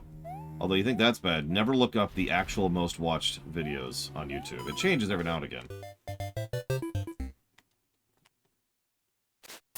Here I go. Like, seriously, don't look it up. It's discouraging. Well, actually, maybe you won't be discouraged, because you don't give a damn. But for me, I think, oh man, I managed 1,000 views on this VOD.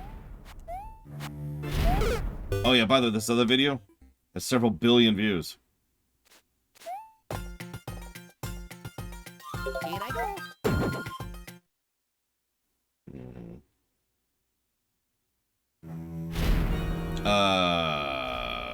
How would I handle the Enchantress in an XCOM style game?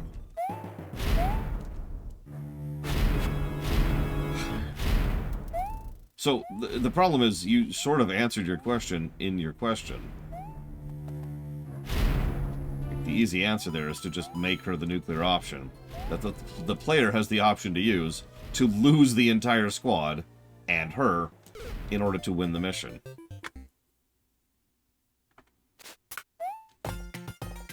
Here I go. You know, I have to remind myself of that every now and again, Spartan. Like, I nearly had a frickin' meltdown today over one comment from one person. I don't think I should really be exposing myself to having a larger audience. I don't think anybody would like that.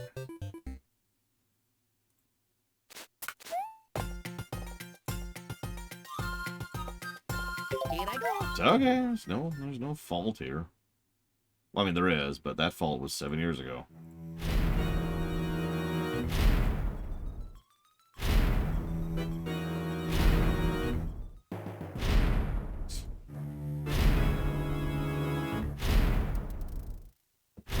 That's not what I would do, Malachor. I like my idea better, to be totally honest. Like, it would mean permanently losing squad members. But it really is just an I win button. Just, you defeat whatever fight you're fighting against. It was just about the trial from 7 years ago, Luke. That's all. It wasn't even a bad comment, it just reminded me of the trial. And that's something I prefer not to think about, that's all. I really feel like I could use a power-up for this stage, but... Here I go. This is just a thing that keeps happening.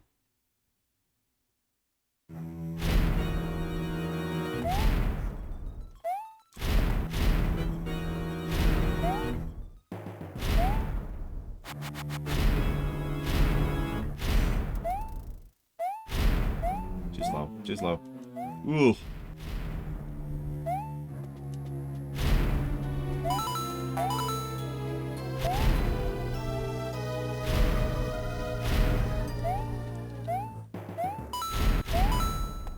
Okay. Hey, Warcraft Code. How's your day going?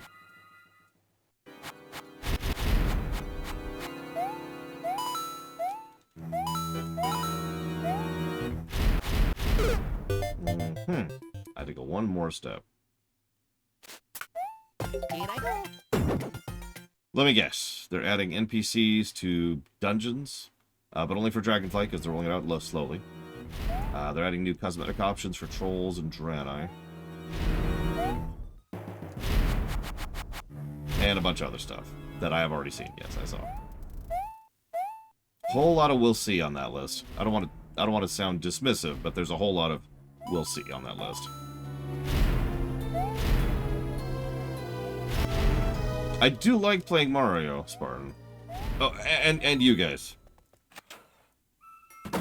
Joking aside, I will freely admit, you ever wonder one of the things I like about streaming most? I mean, I've been pretty open about it, so I guess it's not really a big shock or secret or whatever, but you guys are kind of, I have to go all the way up in one run. You're kind of a recovery mechanism for me. Like, I feel a lot better just sitting here streaming than I did earlier. I have several sanity anchors in my life, but you also happen to be one of those, so thank you for that. It wouldn't work if I was just playing the game. And it's not the same if I'm doing a pre-recorded.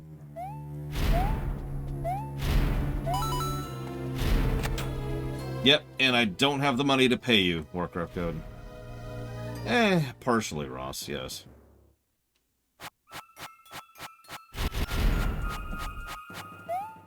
Listen, all I'm saying is daylight savings time needs to change every week or so, but not in every county. Like, every county needs to have a different DST time, every single one of them, so that nobody can keep track of the time ever again. Time will be an illusion. Lost to the ages. No one will ever be able to tell time again. Yeah, I'm not doing that again. Like, you think Arizona's bad? No, no, no, no, no. I will show you true despair.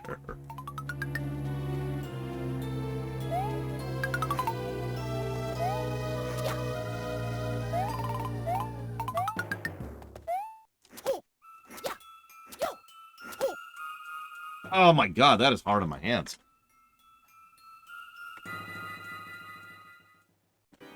Okay. But yeah, daylight savings time continues to be stupid. Film at 11. Of course they are. They're skeletons.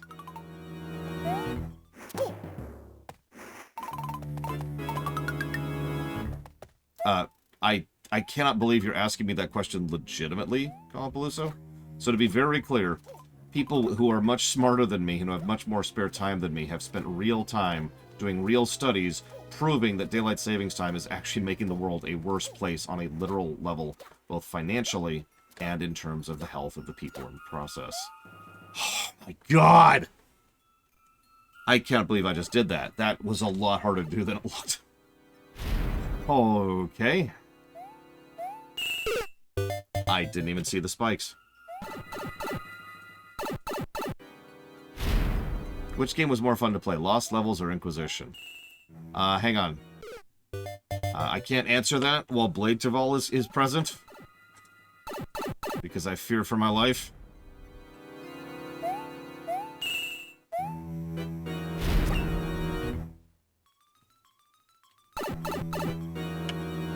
I know I said I wasn't going to get all 3 coins, but I mean, God dang it, I'm right here anyways, right?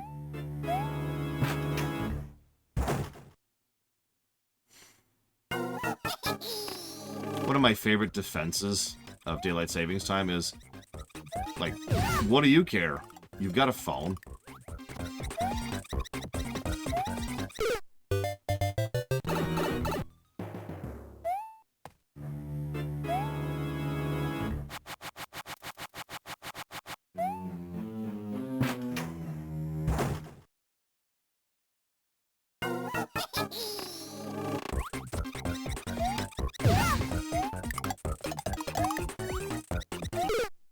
Ah, damn it! You know, my favorite part is, just like in another game I could mention, a lot of these issues would go away if I didn't have 1 health the entire time.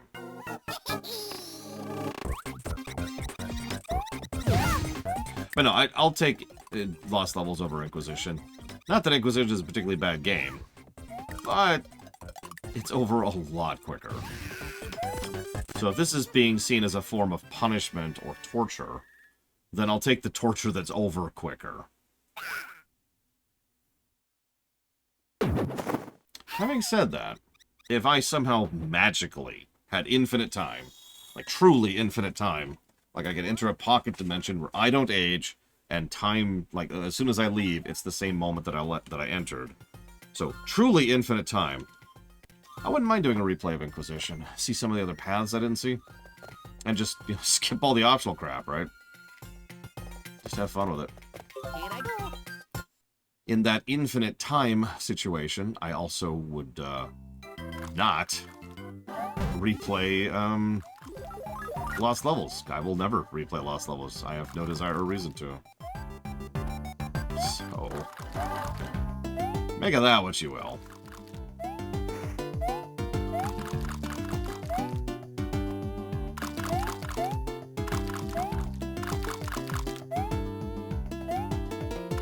This is mean.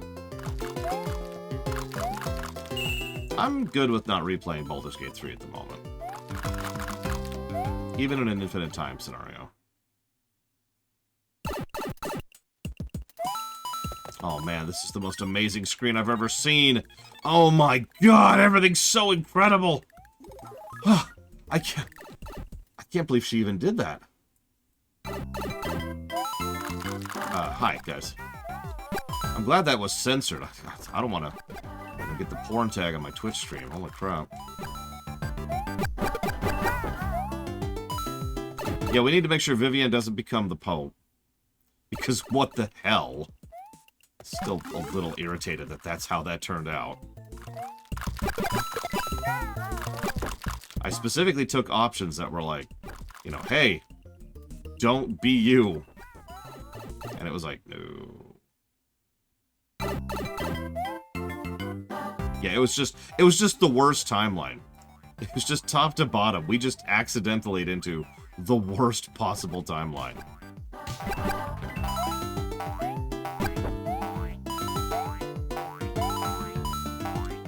Alright, Evo. I know you're sick, tired, and you hate me.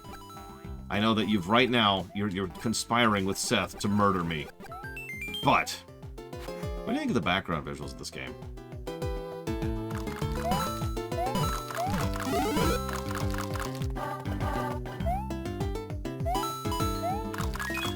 Here's an interesting question. So, as a hypothetical, let's assume, for some strange reason, that Dragon Age 4 does not support the Dragon Age Keep, or something similar, right? So nice. I would prefer you answer now, but you don't have to. If you answer later, it'll be interesting, but it won't affect the review. Put it that way. I'm asking for professional reasons right now. Here I go. So let's say you cannot use Dragon Age Keep to set up your save for Dragon Age 4. Given the choice of accepting a default world, which will probably be the most branches trimmed possible, because that's how that works, or having to replay Inquisition in order to set up your world state, which would you rather do?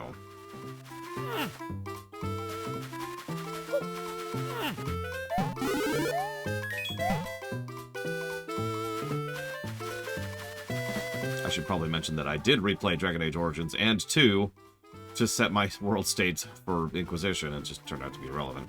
I also did that for Mass Effect 1 and 2. Cheating my ass off. That's pretty much what I did.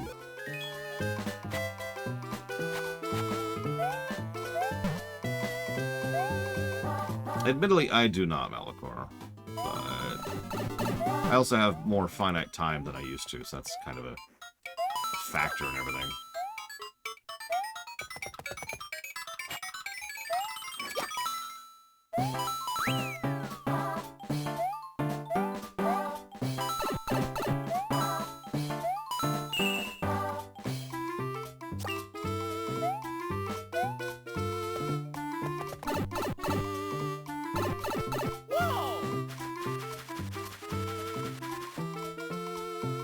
Admittedly, I'm not sure which I would do. It's my own question.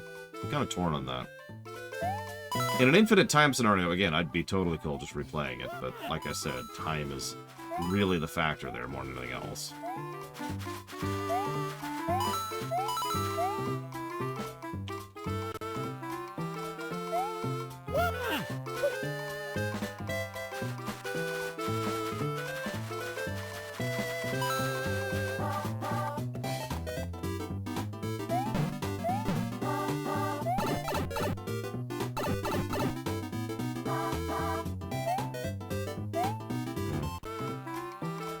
That's true. Inquisition does play better when you're not trying to do all the content in it.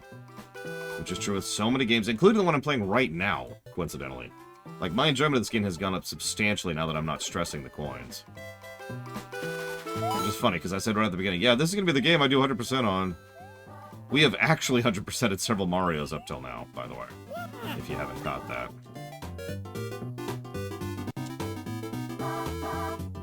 No, exactly, Blade Jamal. Really, the only factor there is time. And honestly, with some cheats, I could probably slam through Inquisition in like a day, so...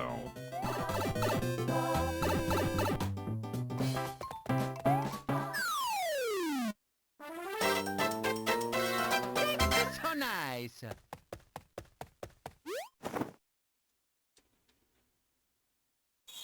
Part of the problem... So, I'll actually tell you, and I'm curious of people's thoughts on this. Let's get our review caps on for a second.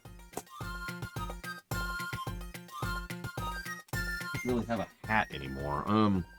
Gave away my cowboy hat when I moved. Oh, here we go. Perfect. I know the internet tried to misappropriate these, and I don't care because it looks good on me. Let's get our review caps going, yeah? There are several coins in this game for the purposes of 100% that flat out require a specific power-up to be able to access them. My question to you is, what do we think of that from a review perspective? Here I go. Because you've actually already seen this happen before. You've seen this where I've had to go and farm a mini mushroom or a mega mushroom or a blue shell, specifically to be able to access a specific coin.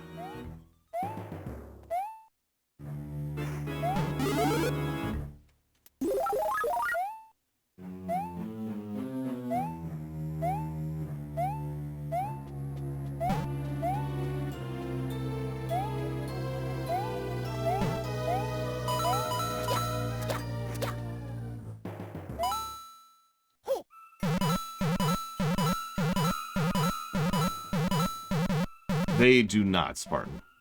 Generally speaking, what you have to do is you have to walk into the stage with the power-up, retain the power-up up to the point that's necessary, and then use it as required, and then get the item and then don't die. That's the usual pattern. It's pretty normal. I've seen it happen, like, I don't know, a lot of stages at this point.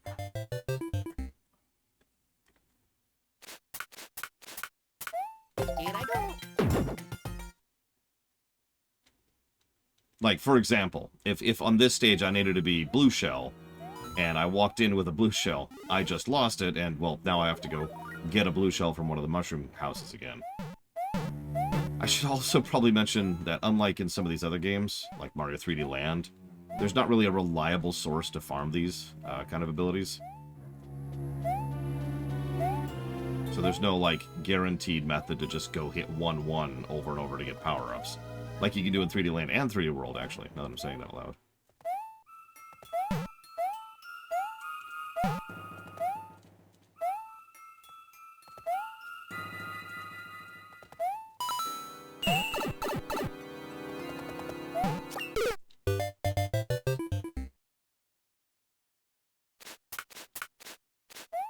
In I go.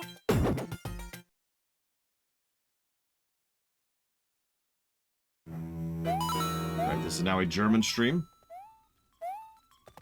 Shoutouts from Germany.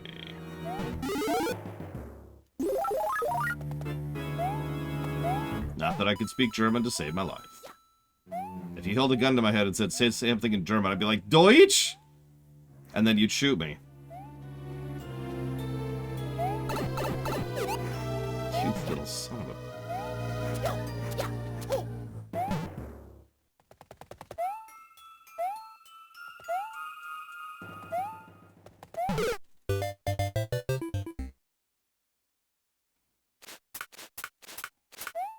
In I go.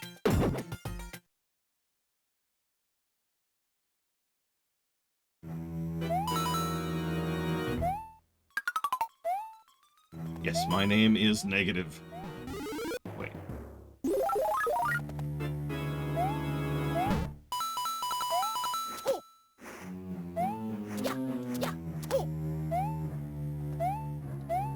Oh my god, this freaking dungeon.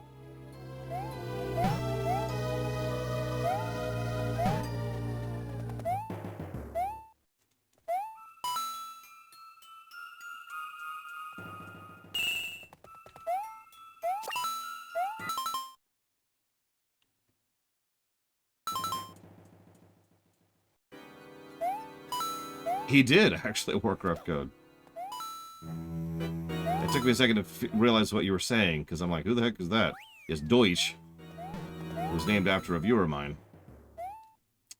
Ended up joining the Earthen after the low run. And I believe it's actually been deleted since then, but I had to do a purging of characters a while ago. No, Deutsch,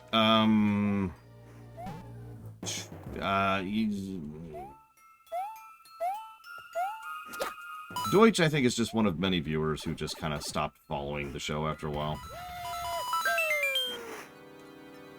It's a semi-common thing that happens, honestly. Like, there's a lot of people like Lurker and the Gawas, Ect, or not Ect, God, I can't think of his name. I've forgotten all their names. It's been too long. Yeah, Valvedrix. S.A. Ross. They've all left over the years. Yeah, Pax left because he's a dick.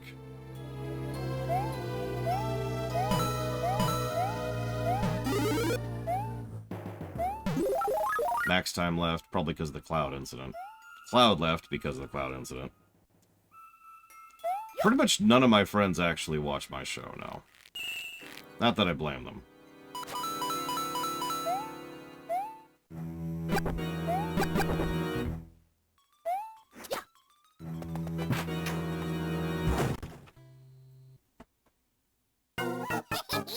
Yeah, also, Lore Reloaded, he just vanished on me. I have no idea what happened there. So there's a viewer called Cloud of the Stars. He was mostly cool and everything was cool until things weren't cool. And he was asking for something I wasn't willing to do. It was something mild. It was just, he was asking for some free publicity and trying to get people, essentially trying to ask people a little bit too forwardly to do work for his, for a game he was working on. In a way that I consider to be a social faux pas. So he essentially bowed out of the crew, and he took max time with him. Reloaded shouted me out? That's wild. Thank you, Radisvik. Always appreciate.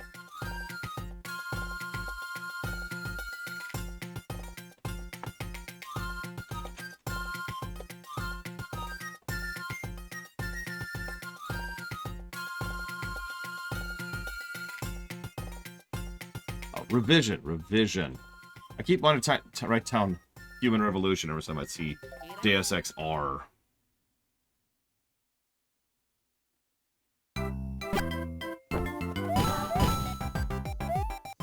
Kill myself immediately, Warcraft code.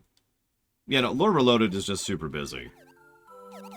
I just sort of accept it. Like, there's no harsh feelings towards Lore Reloaded. It's just, he stopped responding to me. And honestly, that's fine. He's busy, he's got a life, and I'm not really a priority for him. It's pretty much the exact same thing to happen with Mike and the the Resident Arc people. Like, they're busy, and they moved on. I get it. There's no judgment here. I'm the small fish, you know? I get that. Yeah, he's a single dad, although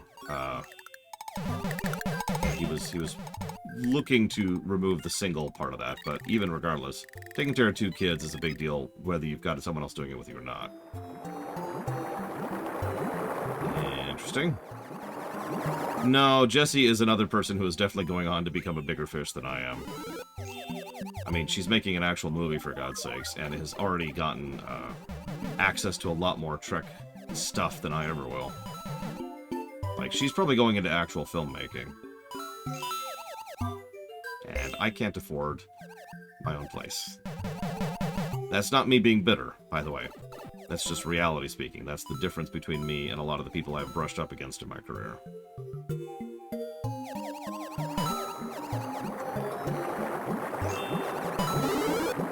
Like Spartan was talking about earlier, if I had the choice to be as big as several of the people I just mentioned, I'm not sure I would take it.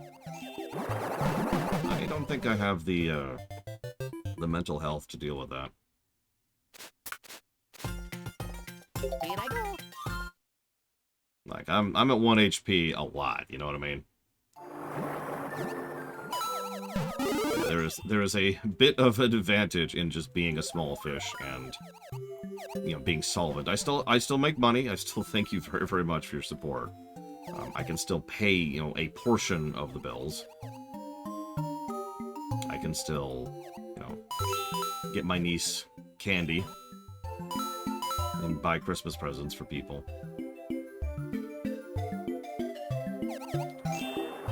So I can't really complain. I'd be lying if I said it didn't bother me every now and again. But, eh.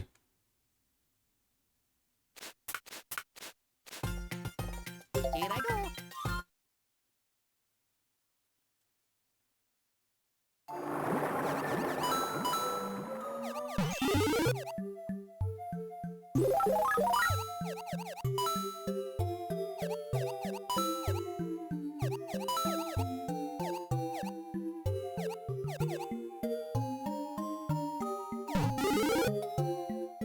Now, if I could get away with it, somehow, magically, which I couldn't, but if I could actually get away with it, like if I was alive, then I would totally love to be as big as, say, Chris Metzen. to use a direct example. Get up on stage at BlizzCon. Alright, everyone. Welcome to LoreCon. No, Reloaded isn't holding up our track. He's gone, which means, well, I will obviously credit him for a lot of the writing for our track, since he still has ideas that I continue to use, that he has contributed to that. He's not a part of the process or anything. Yeah, that's exactly what I was expecting to happen there. No, you know the specific thing that's holding up our track? It's actually 2 things. 3. There are 3 things holding up. I just need to win the lottery, okay? Can I just win the lottery really quick?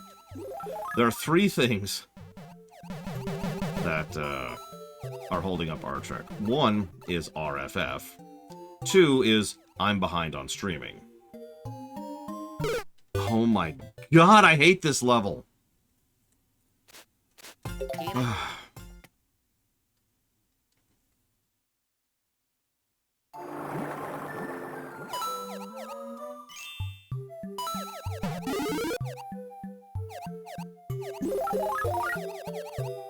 The homing fish are the freaking worst.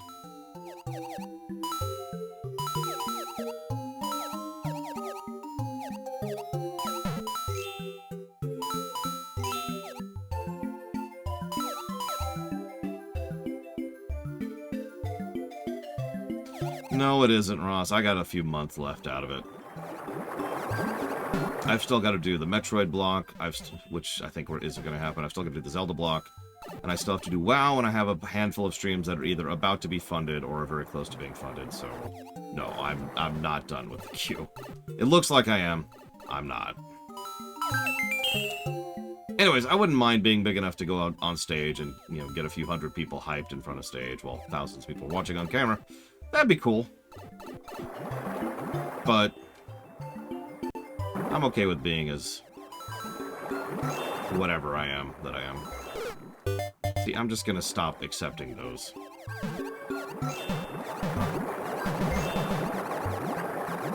I'm just gonna stop accepting deaths at this point. Just kinda wanna get on with it, you know? Please, yeah, thank you.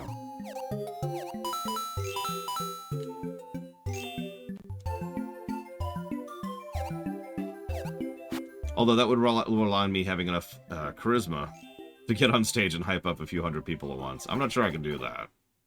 I might get up there and be like Mike Ibarra.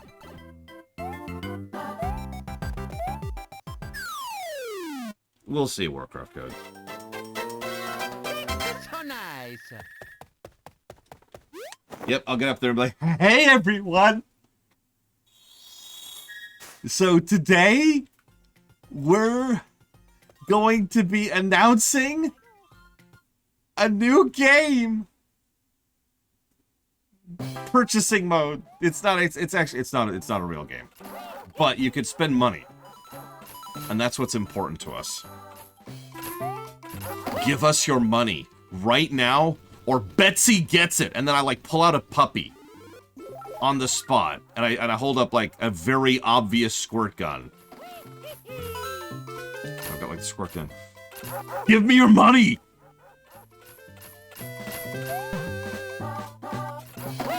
And it's also a dog plushie. Oh yeah, I gotta pause for the audience reaction. For the first time, we're having more viewer engagement than ever before, entirely from our mobile division.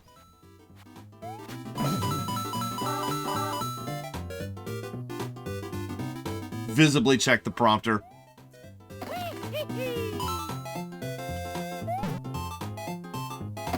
God, that was such a terrible BlizzCon. It might actually be the worst one I've ever covered, and I've covered a lot of them. Like, that was just kind of disgusting. The worst part was I frickin' called it. The only thing I didn't call was the triple announcement of the expansions. It's the only thing I didn't call. Man. That friggin' expansion made me cuss. Or not the expansion, sorry, that convention made me cuss. You know how rare that is.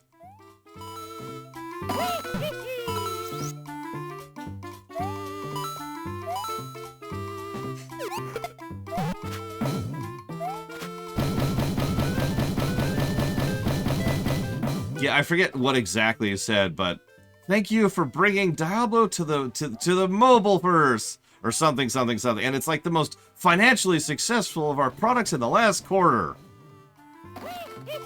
No, sailors know how to cuss, Pax.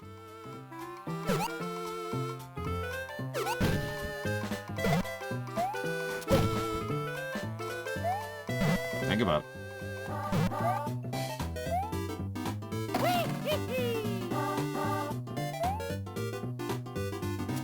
I think so, Yura, yeah. I did feel bad for Hearthstone Girl. I held no ill will towards her for the hand she was being dealt there.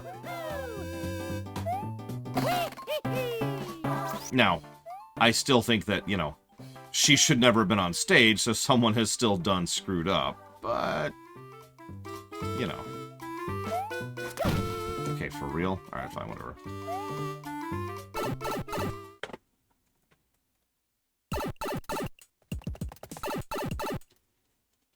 For real? Yeah, I would have taken her out, been like, hey. Not romantically, I mean, like, been like, hey. You wanna go grab some tacos? She'd be like, are you hitting on me? No. Okay. I'm married to the job, ma'am.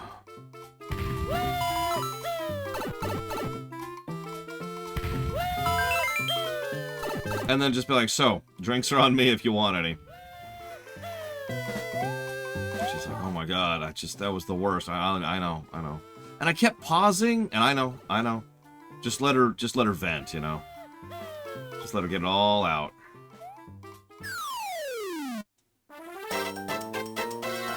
I agree with you, Seth. It's really, there's a reason I use that separate term, mobage, to distinguish between mobile gaming and mobage, between mobile garbage. I'm actually legitimately proud of the fact that I have heard other people outside of my own viewership use the term mobage. Like, it's not quite catching on yet, but by golly, we're gonna get there. Because that word needs to be used more to describe the crap that people shovel onto that platform.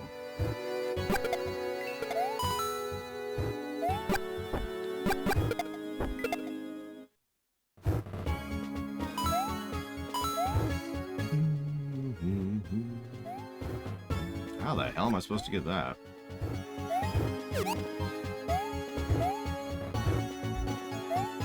By the way, I hope you enjoy Shadow Machine. Here I go. And also, Blade 12.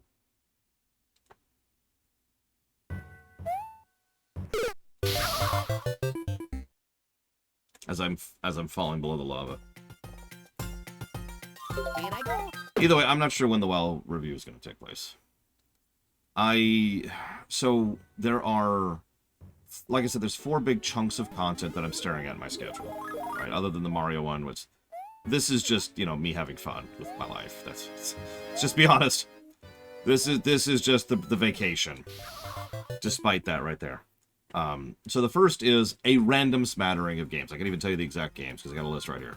Lunar SSC, Wildermyth, Oxygen Not Included, Ultimate Admiral Dreadnoughts, Invisible Ink, Wargroove, Maneater, Star Wars Squadrons, Ruiners, Cthulhu Saves the World, Tinykin, Cogent Sword of Rewind, and Breath of Fire. All of those... Oh, and Pokemon Arceus. So that's kind of like the it has no theming miscellaneous bundle. That's just going to be the queue. Hey, Mortal. After that... Yeah, okay. Get out of here. Enjoy dying in a fire. After that, I've got the WoW review, I've got Metroid, and I've got Zelda.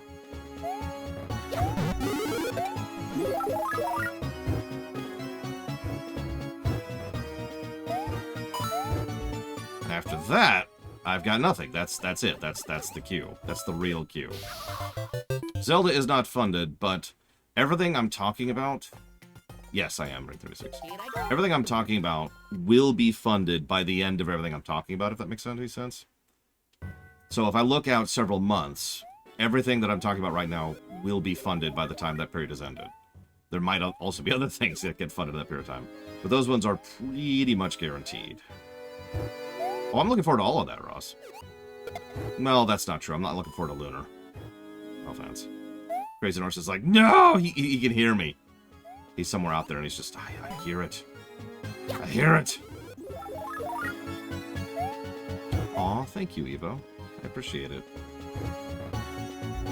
The medium dark is different from the short dark and the long dark by duration.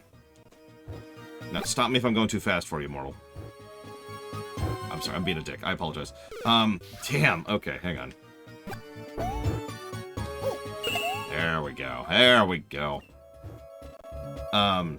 There is no just dark. But the idea is it's the period of time in which I don't stream. That's really actually all it defines. It's the period of trying to spend some time getting non-stream related work done. Mostly the rewrites is the big thing. But also I do have some random smatterings of paperwork to get done. I want to get caught up on looking at Savacom's story, on Bragwin's story, on Evo's story. I think that's it. I've got some website cleanup to do. For example, I have to update the various pages, of which there's like 6, of all of the new up-to-date golden numbers. Like, all that has to be updated manually.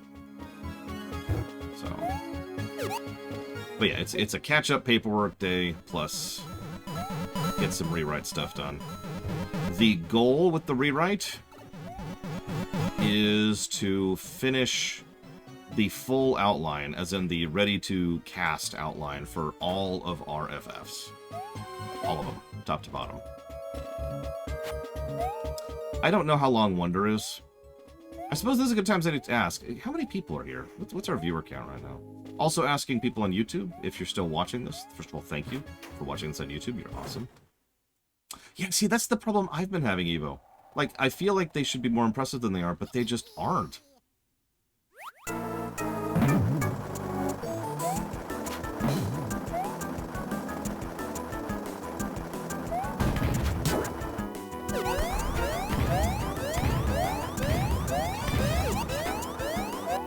Yeah, they're very plain. Compared to something like, say, Mario 3, which did more with the NES. Oh my god, okay.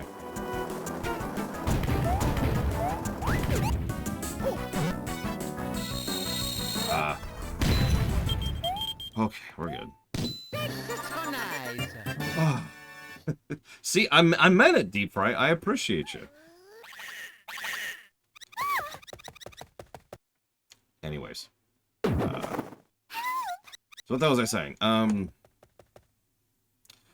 I've been debating something, and I wouldn't mind some honest feedback from people on this. I've been debating taking Odyssey and moving it down into the someday category.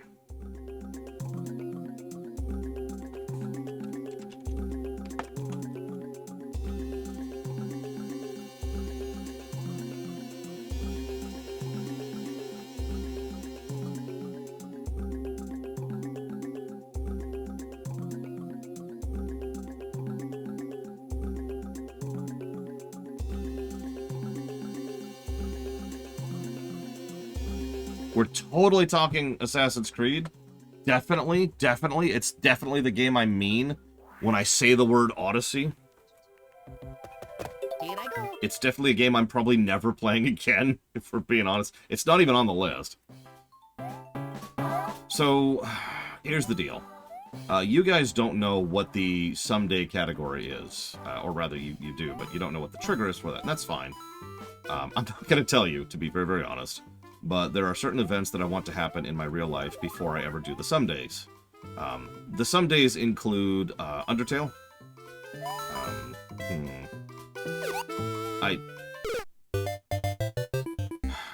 Undertale, Final Fantasy VI, Chrono Trigger, and Ride to Hell Retribution. And I've been debating putting... Like I said, I've been debating putting Odyssey down there. Because of the reasons that Odyssey should be self-evident just by listening to the type of games I just mentioned. I don't have to. I think I can manage it. I think I've proven several times over the last few weeks that I'm more than capable of being, you know, at my best, despite all the issues of my recent life. Because I did that with StarCraft, for God's sakes. Here I go. Like, the StarCraft 2 stream was awesome. And the Yoshi's Island stream was awesome, and the Mario 3D World stream was awesome, and so forth and so on, right? I have demonstrable objective evidence that I can do my shtick. That's not really the point. It is an incredibly selfish reason for wanting to put it out. It is purely the desire to play Odyssey when I'm at a point in my life where I can really enjoy it. That's it. That's the only reason. And if you guys say no and torpedo that, that is completely fine. There's nothing wrong with being like, no, just do your frickin' job. Like I just did with StarCraft 2. If you don't know what Odyssey is, don't worry about it. Here I go. Now, hang on. Before you sign off on that, I don't know when that stream's going to happen. I don't know if that stream's going to happen. I'm being completely honest with you guys. There's a chance I will never replay FF6, and I will never replay Chrono Trigger.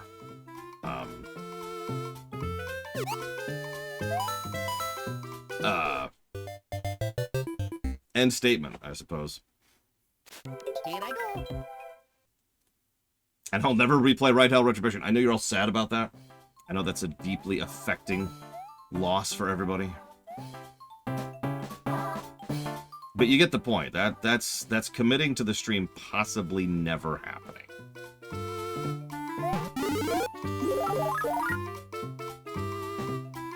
So keep that in mind if you sign off on that.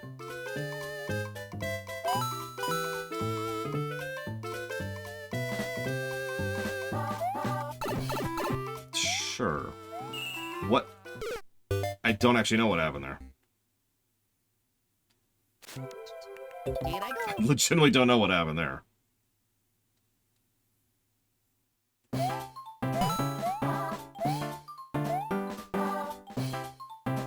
Are you sure, Javis?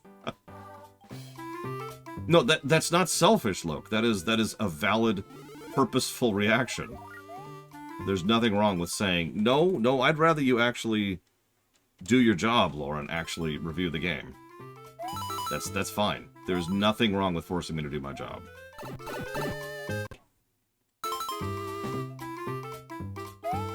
Oh my god, I can't concentrate right now or something.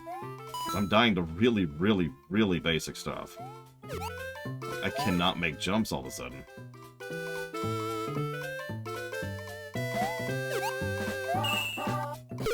What the hell was that?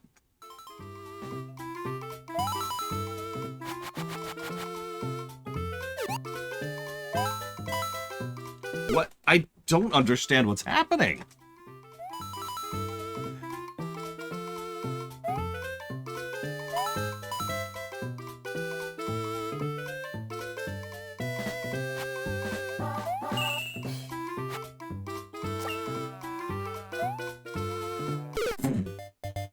What?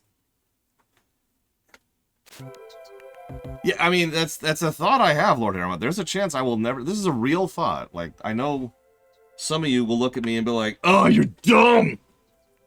And you'll be like, dear Sushi Cat. This is Sushi Cat. Oh. Dear Sushi Cat, you're dumb! Bonk! And Sushi Cat's like, You gotta, like, really dramatic, you know. See, it's sushi. See, get it, get it. There you go, Sushi Cat. I got a hat for you. There you go. Oh my god, you've got to see that more close up. Hang on. You gotta see this.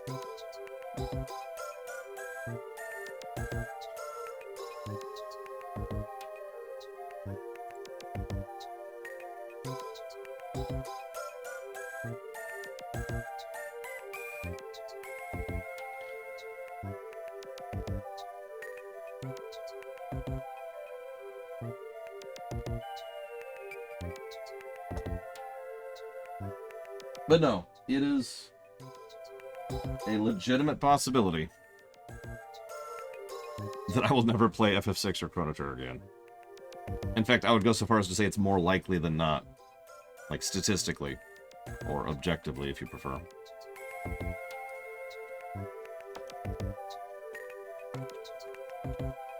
Thank you, Deep Fry.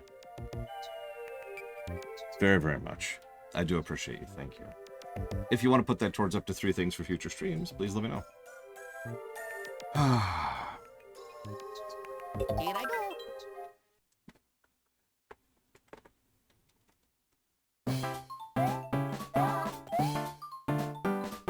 Now to die some more. I've actually figured out what's going on here. Bug Fables, you got it. You can pick 3 things, by the way, but I'll put it towards Bug Fables. So... You're not allowed to say things like that, Evo. The new series is floaty. We all know this. Anybody who's played this games, you know. The new series is very floaty, right? Now, that's actually okay in most stages, because in most stages you have platforms, and the new series is designed to allow for a lot of recovery mechanisms with regards to walls and death pits, right? When you're in the sky, all you have is a floaty Mario.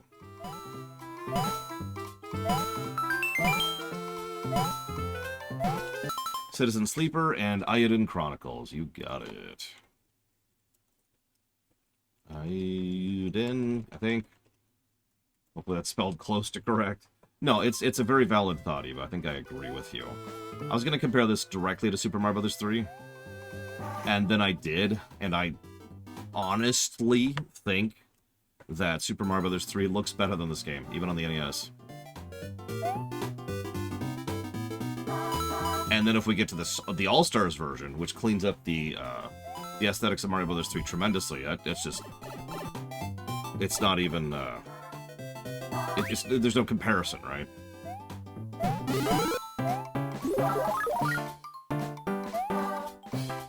I think part of the problem is that they were still married to the idea of making this a merger of the 2D and the 3D verse, and it's on the DS. For those of you not aware of the DS curse, which is fine, because most of you probably aren't, a whole lot of games came out on the DS, and they look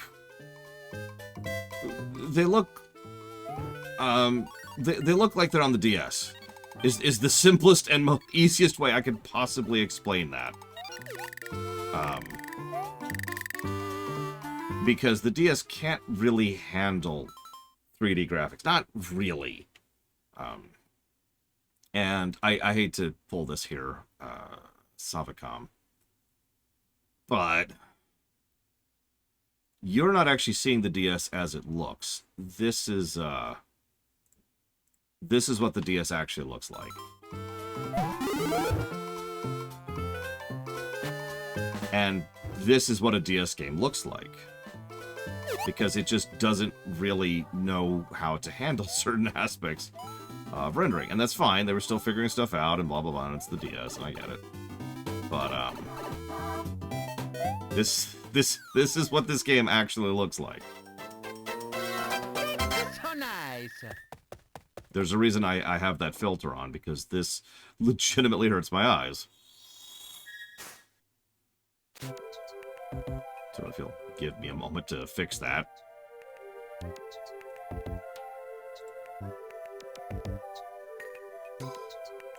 Ah, there we go. Here I go. No, Savicom. I guess that's a fair point. Nobody comes after you if you have an opinion that other people disagree with. You say that, Yura. I have physical evidence to disagree with that. I have my DS right up there. I actually pulled it out. J'accuse. It is noticeably less noticeable on the actual DS, because the screen size is like this big. But it's there. I guarantee it.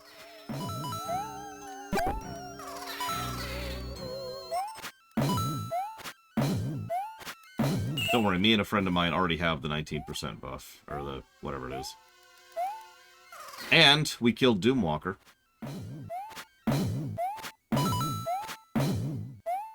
And Emerus, which was a terrible idea, but we managed it.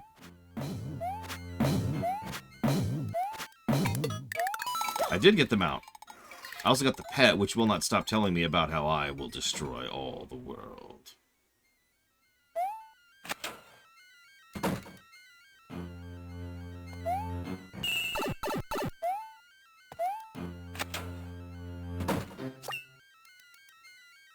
That's a good question, Savacom. I think...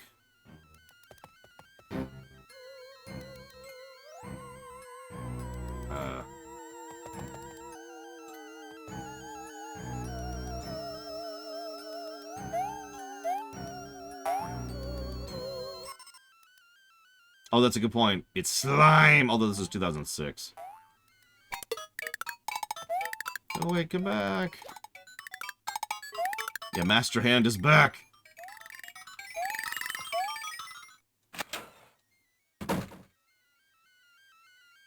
Enjoy, Justin.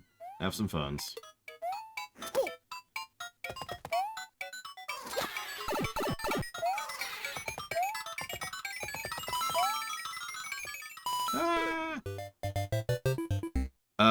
I'm neutral on FF16 Mortal.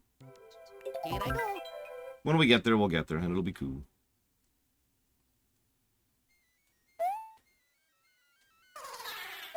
Good morning, Darkrai. How's your day going? As you can see, I'm trying to fight your counterparts here in the Marioverse. I can be neutral all I want, sir. Yeah, when FF16 comes out on the PC, I'll be much more interested. No lie. Right now, it's like, Here I go. I don't even have a PS5. At this point, I may never get a PS5.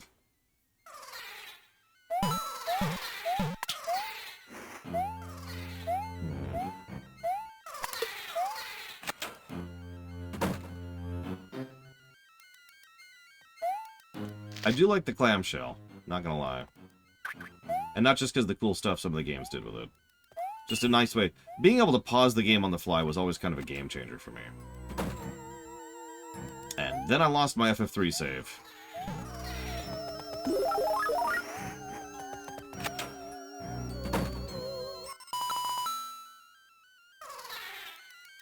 How many of you have heard that story? How many of you want to hear that story? Might be a better way to phrase that question. I do have a PS4.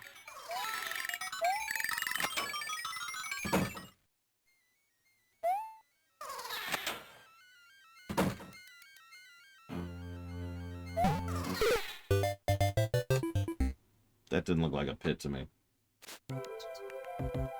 So there I was. In Final Fantasy III, there's a late-game dungeon which just has dragons in it. It's actually the single most experience over time that you can gain in that game. So it is the best grinding spot. Now, it's very far into a dungeon, and there's no save points anywhere nearby. Honestly, me too, Seth. So when you're in there, you're kind of committed to it. So so I'm sitting there and I'm grinding my face off, grind. And it's just kind of a background project I'm doing, because it's a freaking DS, right? So I can just fold the clamshell shut, this is what reminded me of it, and then pause it whenever I want to, and when I need to go to bed for the night, I just do a quick save. Now the catch is, most of you probably like, I don't see the issue. So quick save back in the day was a really dumb feature, and I stand by that sentence. It's the dumbest thing. So the way quick save works is you can, see you around, Evo. You can save, and then it forcibly closes the game. And then when you restart the game, you can then reload that save, at which point it immediately deletes it. So it's not any kind of a save feature, it's more like a pause feature. Yeah, it's designed for my mom's calling me for dinner. That's pretty much exactly what it's there for. Now, it's not completely pointless, but I hate that feature. It's not a save in any way that actually matters. Ignoring that. So I would quick save, and then I'd reload, and then I'd be like, alright, and then, fire it back up the next day. That's weird.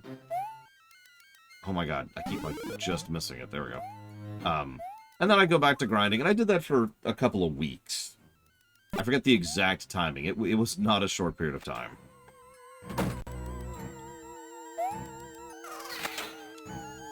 Now, eventually I decide I'm probably high enough level, finally. I'm going to go ahead and exit the cave. And I want to get down to a specific spot. And once I get there, I'm going to go ahead and save. So I get out of the damn cave. And I'm like, ugh. And I make the big mistake. And this is entirely on me, it's worth noting. I don't save when I leave the cave. Instead, what I do is I leave the cave and I go. And I get in my airship and I head to the spot. On the way there, I get a little lost because FF3's overworld is not well designed. And I see something I don't recognize. And I'm like, what the heck is that? Like, it's completely new to me. I've never seen anything like that before. So I decide to go investigate, and I go inside, and there's a mandatory cutscene you cannot skip, of course, or exit. And as soon as the cutscene plays, you're stuck fighting the super optional boss of the game.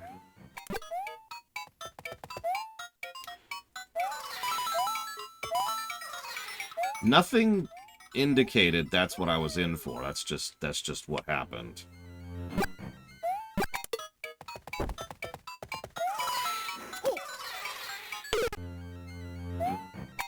Yeah, it was the Iron Giant. You know, these guys are like perfectly in the frickin' way. Can I like lure you? No.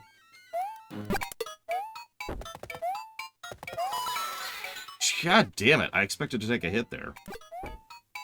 No, there's no retreat, there's no running for the battle. You're just dead. Especially if you're not ready for the fight. Nothing indicated it was the super optional. And I was extremely unready for that fight. I knew there'd be a coin up here. So I just sat there and died to the boss. And as you might imagine, because I haven't actually saved, I lost the last 2 weeks of my life. The really funny part is, I didn't realize that until, you know, the boss beat the crap out of me, and I was just, like, in resignation mode. It's like, alright, fine. Kill me, whatever. Nothing I can do about it. Because the Iron Giant is a terribly designed super optional. And then I went to reload my save, and I did reload my save, and I looked at my levels, and I was just like... Here I go.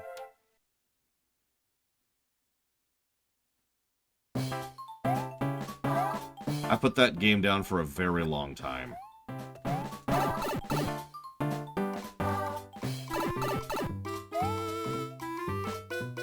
Oh, that's unique.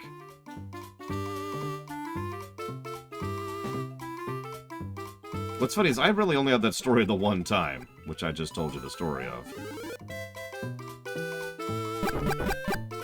Like, I've lost progress in games before. I've never lost that kind of progress before.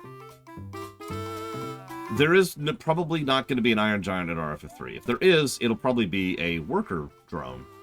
Probably put there by the, oh my god, I can't even think what they're called. The aliens. You know, in order to help do large-scale construction on the island. Well, yeah, that's a little different, Lord Garamond. I'm also not counting any hardcore stuff. Although I have no specific memories of losing a character in Diablo 2 hard mode. Or hardcore, excuse me, which is the only game I've done any extensive hardcore stuff in.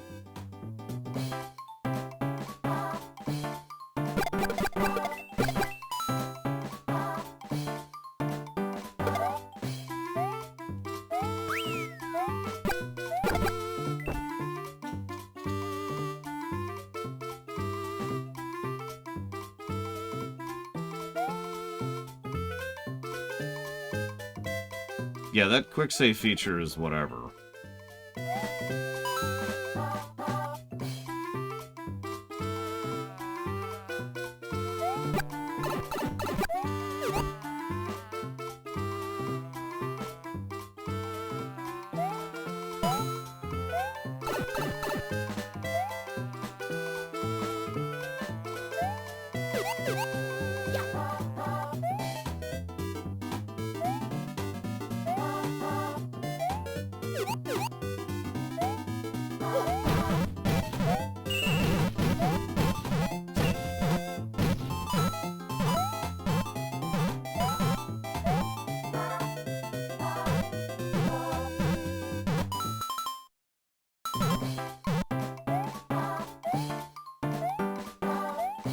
the best part is we won't have access to save states, really, on New 2. We will for the Wii one. Just random thoughts there.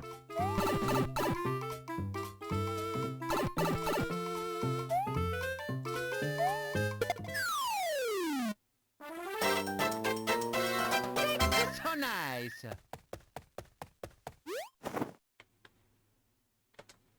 Oh God, Pastor Muppets, I'm so sorry. I feel that. I have gotten all 100 of those feathers before, once.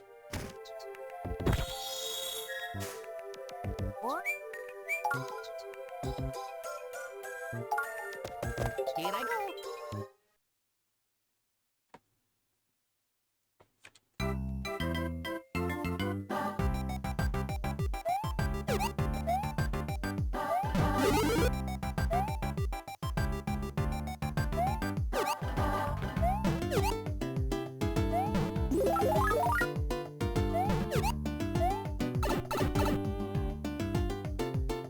I think the funniest lost experience I've had with regards to losing a save is actually in Europa Universalis 4.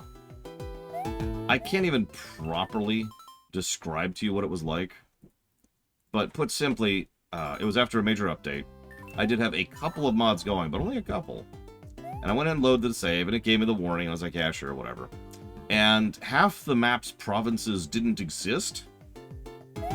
So, obviously, they were unclaimed. But, I mean, like, there was no territory that you couldn't take it. And,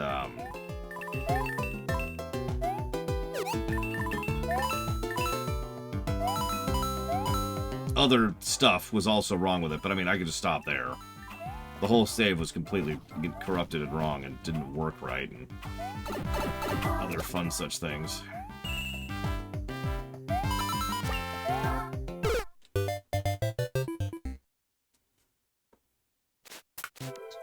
I have not streamed any Civilization game. In fact, we've only streamed one Grand Strategy at all, and that's Crusader Kings 3.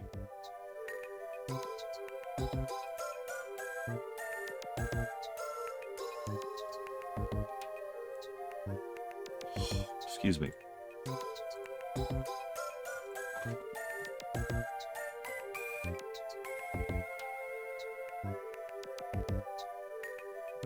Interesting.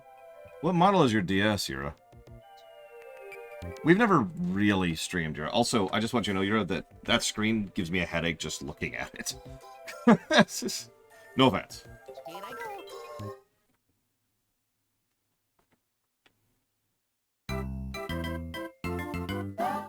Yeah, no, we've done non-review streams of Crusader Kings 2, EU4, Stellaris. We've done Victoria 2. We've done Civilization 2. No, we tried to do Civilization 2. We failed at it. We poked at 4. We have streamed Civ 5. We have streamed Civ 6. We briefly streamed that terrible not Alpha Centauri wannabe that I can't think of the name of. I wonder if that's the difference here. I just have a DS Lite. Mine does not look that good. Beyond Earth, that was it. God, that game sucked.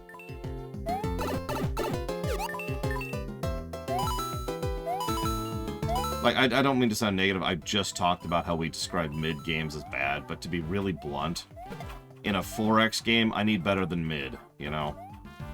If I'm gonna be sinking hundreds of hours of my life into a game, it better be better than mid.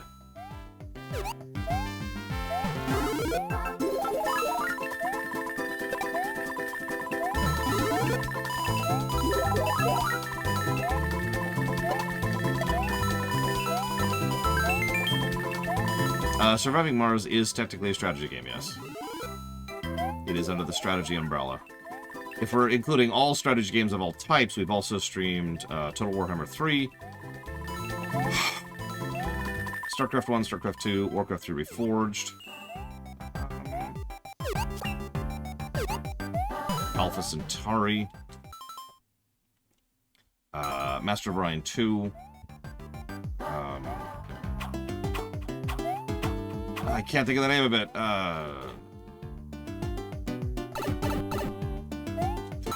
the freaking name of it? 2 Point Hospital. That's it. 2 Point Hospital.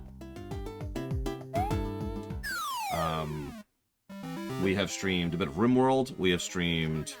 I've shown off Factorio. I've shown off Satisfactory. We've got Romance of the Three Kingdoms 14. Yes, several games have made me cry. We've actually never streamed any of the Ages ofs. Go figure. So, strategy is actually the highest up genre. Strategy is the biggest umbrella when it comes to the genre. It's the over genre, actually.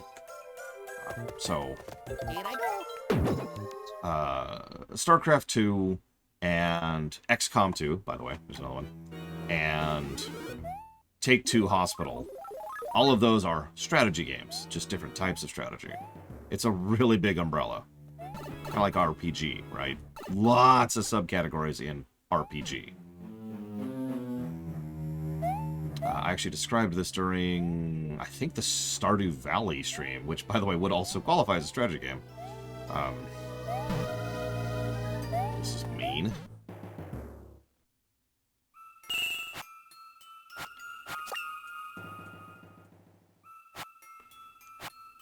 Yeah, strategy is a gargantuan category, so yes.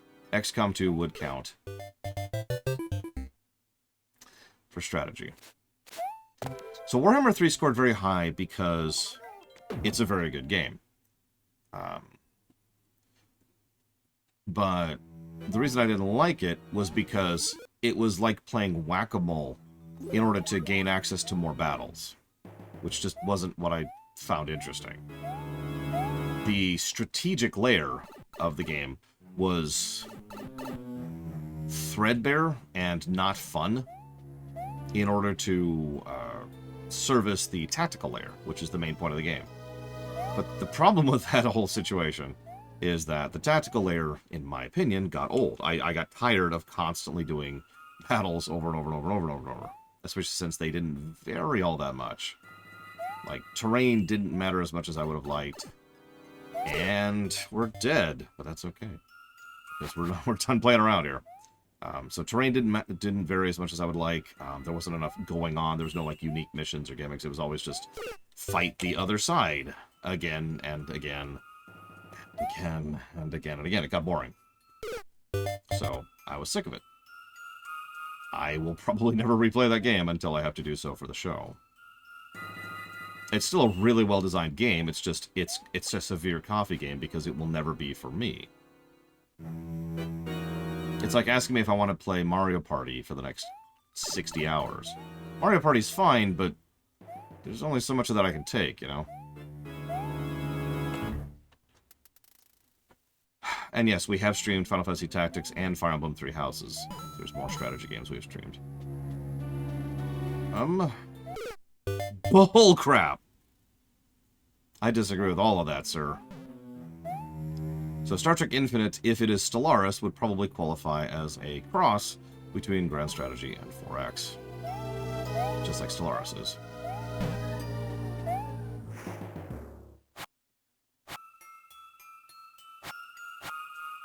Don't worry, no thinking is allowed in this stream, Disco. Yeah, exactly, Dracoji. It's like, at a certain point, I'm just like, oh my god, get on with it. And that was the thing. By the end of the Warhammer 3 stream, I desperately wanted to do anything else because it was just battle, battle, battle, battle, battle, battle, battle, battle, battle, battle, battle, battle, battle, battle, battle, battle. Suicide. Just for you, YouTube. Just for you. But no, Grand Strategy and 4X are actually very similar genres, but they are different. Shh, that's bullcrap. They are different genres. Subgenres, or whatever you want to call that. 4X games usually involve a degree of direct control over individual aspects of your nation, your military, your economy, stuff like that. In Grand Strategy games, generally you have more like, well, frankly, a realistic control. In other words, you don't have direct control over what your nation does. You have indirect control, just like real-life leaders do. So you can't, for example, pick this guy and go over here and hit him with him, but you can give a general order to go attack in this direction. You cannot decide to build this thing or advance this technology or whatever, but you can put forth economic benefits into doing so, and so forth and so on.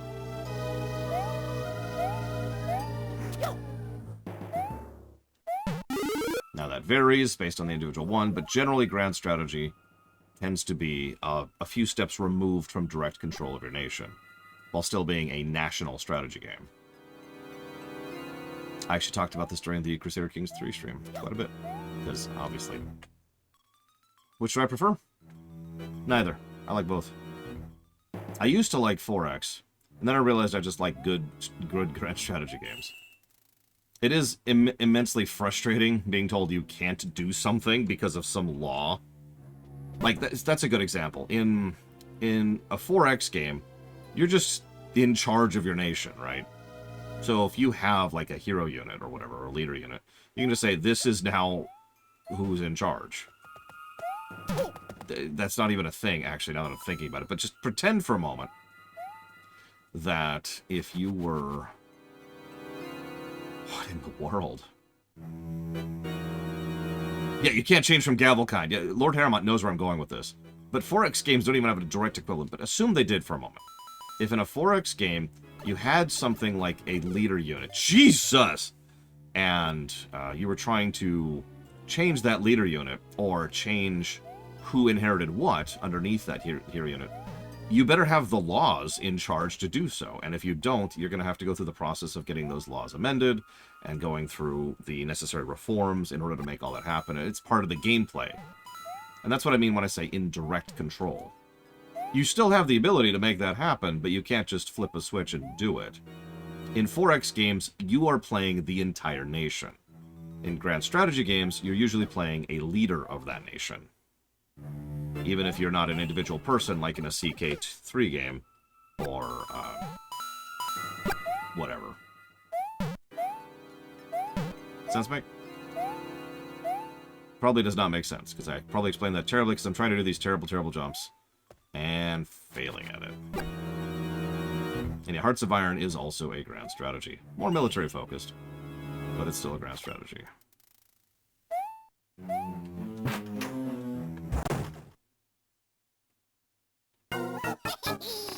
Oh, that's another thing. In 4X games, generally, you actually directly control your military. You actually run who goes where and attacks what in which order and blah, blah, blah on your turn. Look, all I'm saying, Warcraft Code, is that I'm literally Hitler! Although you missed that story. I'm not repeating it, Warcraft Code. You're gonna have to go watch the VOD for that.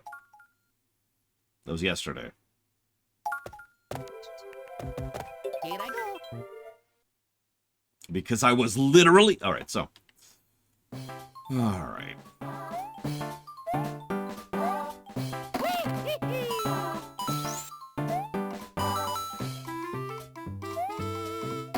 Well, yeah, someone did tell me that in the comment, but that's not the story.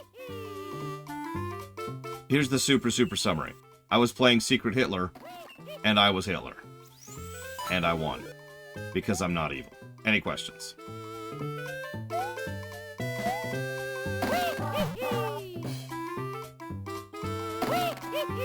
That's not a bad way to put that, Disco Inferno. It reminds me of a way another friend of mine once tried to describe grand strategy. It was like, imagine you're playing chess, but you don't actually control the board, the pieces on the board. Instead, you tell them what you want to have happen, and they might do it, depending on all kinds of circumstances, because grand strategy games tend to be very complicated.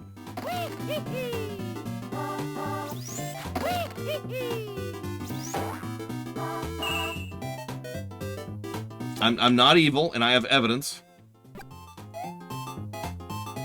Because I was literally Hitler. Any questions?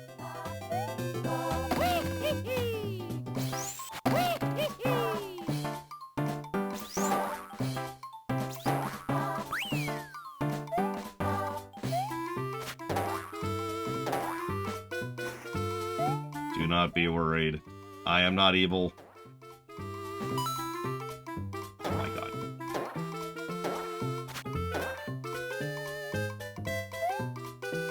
Well, you see, Loke, Everyone, I want you to take Loke out back and immediately assassinate him. Thank you. See, as you can see, Loke has withdrawn their comments, and therefore is no longer in contention of my statements. In absence of contention, I claim absolution. I am, in fact, not evil.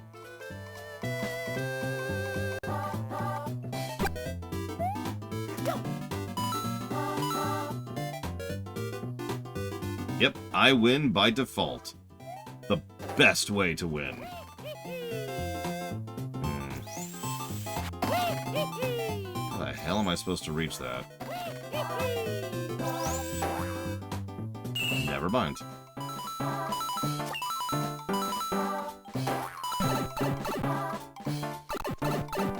Listen, if I was evil, then I would never admit to it. Oh, on.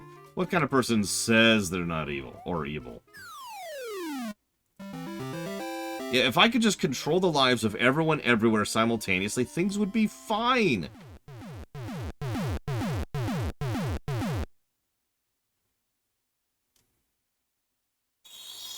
Damn it, Lord Harriman! I knew it!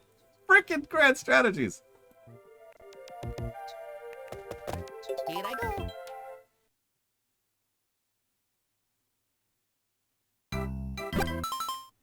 Sorry, writing down some notes here, don't mind me.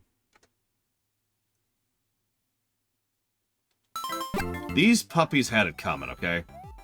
First of all, they are accused of high sedition because they made fun of me in a tweet. And we all know that going after someone for making fun of you in a tweet is acceptable by the rules of as laid down by 2378 by his High Lord Elon Musk. Well, that's a fun thing to have happen.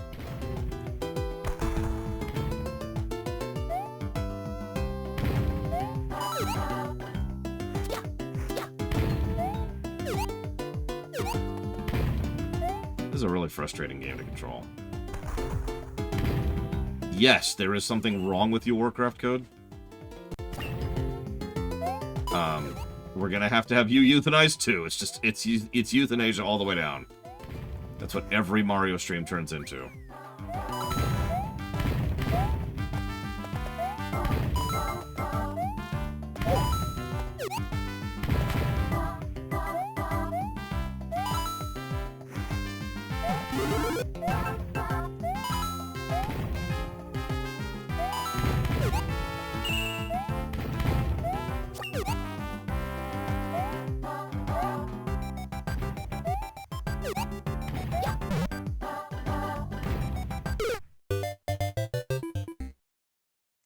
Yes, the youth in Asia is definitely the most terrible thing.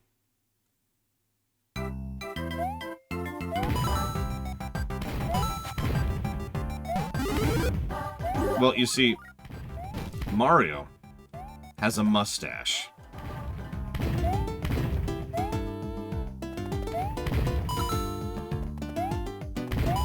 Yeah, by the way, youth in Asia, that's a good one, Disco. That needs extra acknowledgement.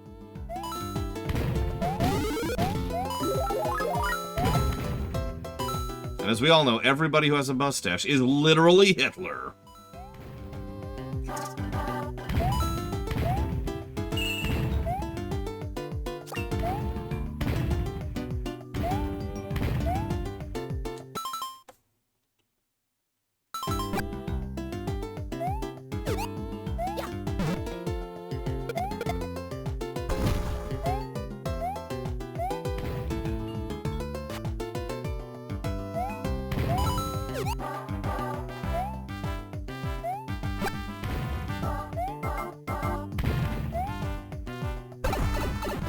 Damn it, didn't even get it. Yeah, and I don't have a mustache. QED.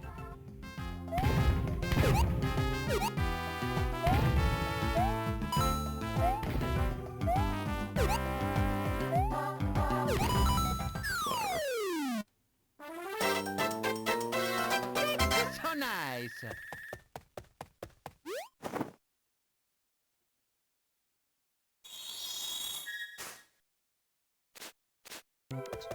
Here I go.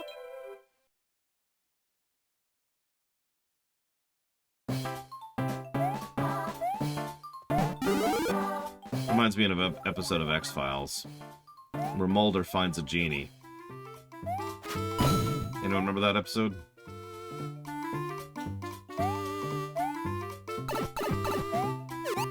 Weird freaking episode. At one point, he wishes for, like, he's been doing his homework on all the jackass things that her wishes have led to over the years. And it's all terrible stuff. He's like, okay, I'm going to wish for something completely selfless. That's not going to hurt anybody, and blah, blah, blah. So he wishes for world peace. And so she removes every single person in the entire planet.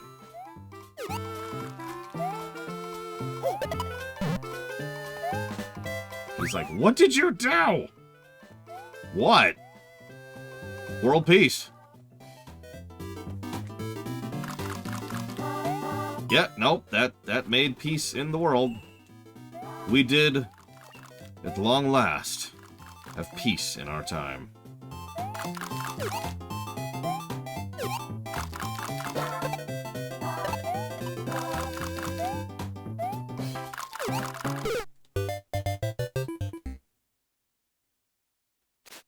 Here I go.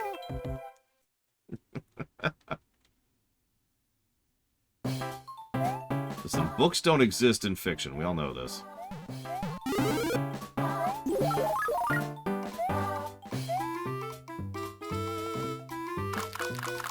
I mean, haven't you seen them?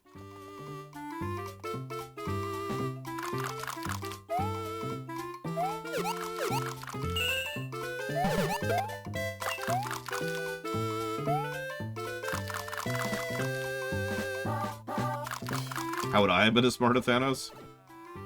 You don't want to know the answer to that one. Oh, wow. There's a whole stage down here? Okay. Oh, no, there isn't. There isn't. It's just a pipe. It's just a pipe. We're good. We're good. Oh. Yep, we're good. We're good.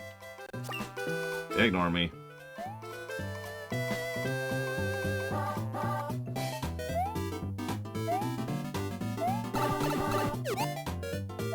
Oh, my God. There's so many Koopas everywhere. Why are there so many Koopas? Probably fraud, Spartan.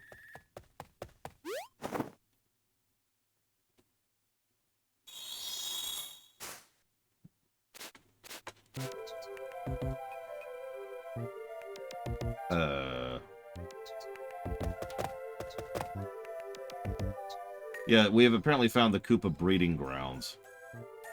And there's a phrase I never thought I'd say on camera, but here we are.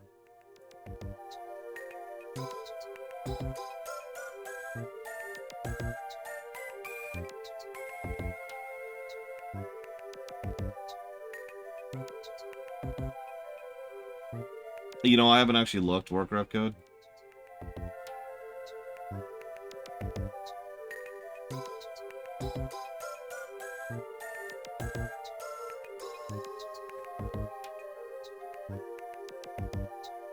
Sure, Yura. I'd have to find this game, though, to give you an equivalent.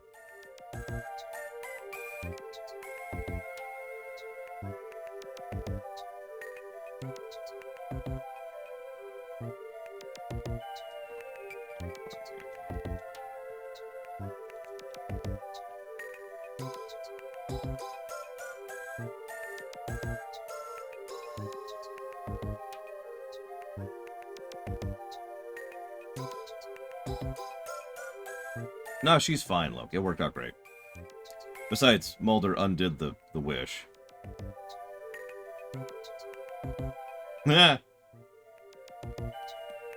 So there is one unit available back where I used to live. It's currently going for $1,200 a month. And if it's that floor plan, then it's actually smaller than the one I had. I had a one-bedroom.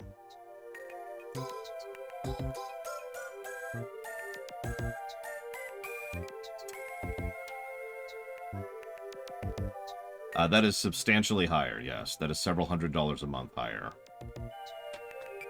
I paid $700 and some change, for perspective.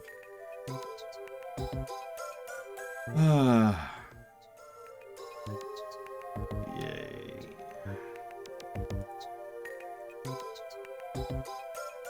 Yeah, that's a big jump.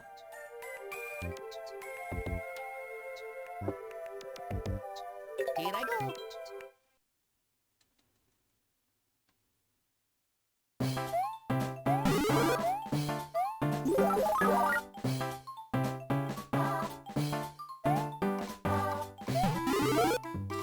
I mean, there was a period of time where they legitimately had nobody at the office, or at the apartment complex, who worked there. Literally nobody. No maintenance staff, nobody in the office, nothing.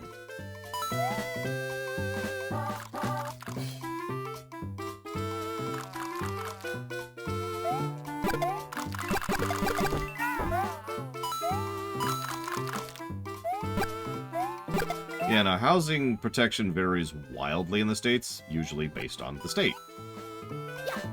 A lot of people who don't live in the United States tend to assume that the United States is one cohesive country. And the easiest way to think about it is to think of the United States like the EU. And to think of each state like one of the countries in the EU.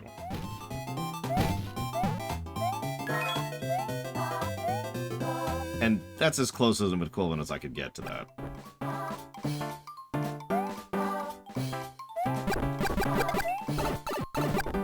Yeah, exactly. You just look at... There's a bunch of states where this applies, but yeah, just look at California and Texas, two of the big ones. They are completely different top to bottom. Culture, politics, economies, transit.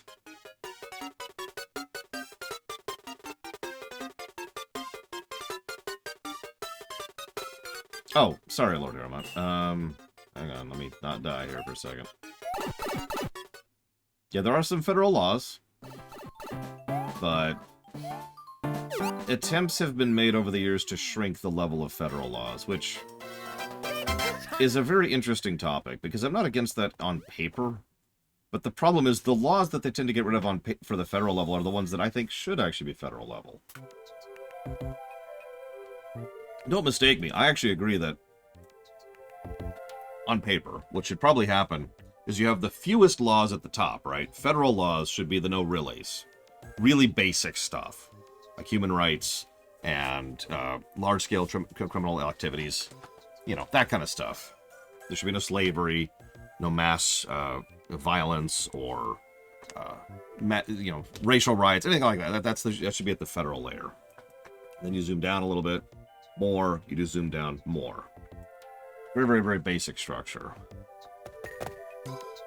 That's not how it is. Okay, so if I had to decide right now, in how many years would I want the next housing crash to happen?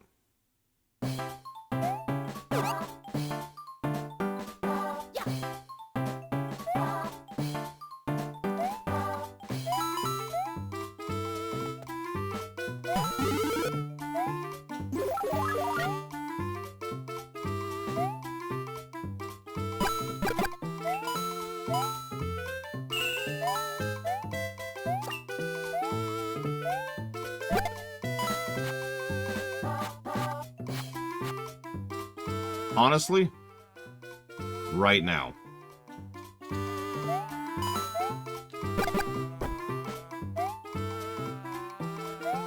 And that's not for my own personal benefit, because I don't really get a benefit out of that. That's just thinking macroeconomically. Yeah, exactly. Rip the Band-Aid off before things get worse, because they will. And just get that crap over with.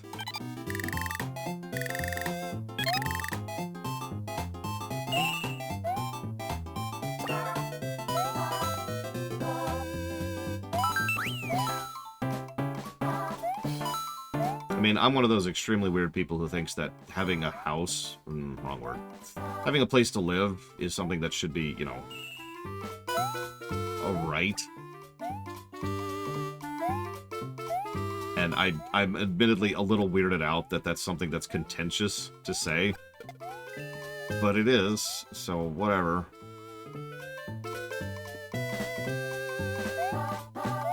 Yeah, it's an acid class. That is the best way I've ever heard to describe what's wrong with the housing market right there. Sorry, I didn't mean to talk about housing during a Mario stream. Hey, Mario! You notice... So, okay.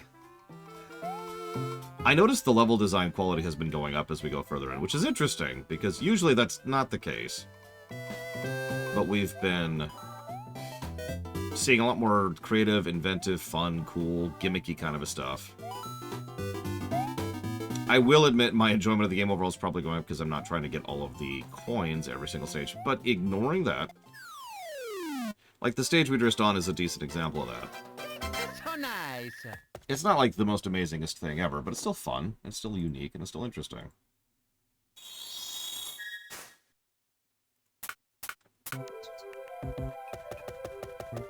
Here I go.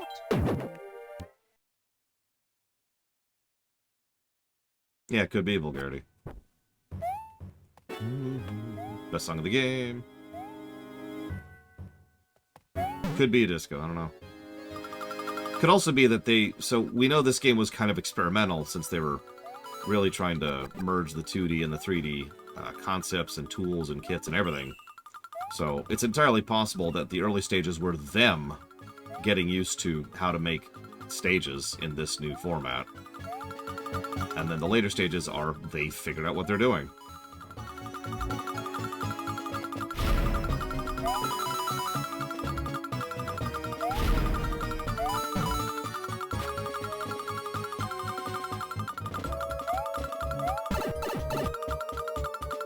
I was actually about to say, even the spikes are an instant kill. And you notice there are power-ups all over the place to help you get through a lot of this stuff. There are a couple of exceptions to that, but mostly the auto-scroller levels tend to be the exceptions. And even those have... Sure, Drakaji. Here I go. You know what's funny is Mario does have a house in the RPG series, but he shares it with Luigi because naturally one person working on their own with their own income cannot afford a house on their own.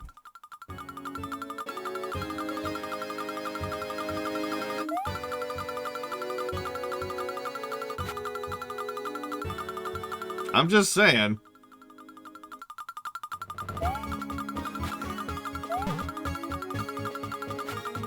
Nope. Yeah, too late.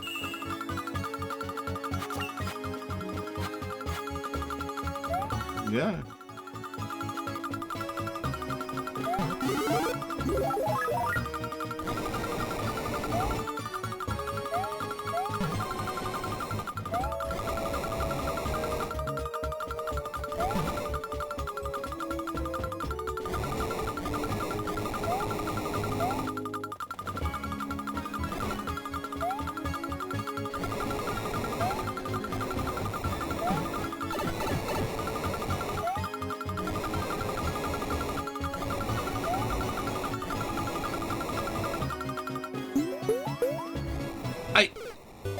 I knew that was going to happen, too. I knew that the moment I took my hand off the controller to spawn a power-up, I would die. But I was like, you know what? I should be safe. It doesn't matter, Yura. Don't worry about it. Don't worry about it. Pretend I said nothing ever.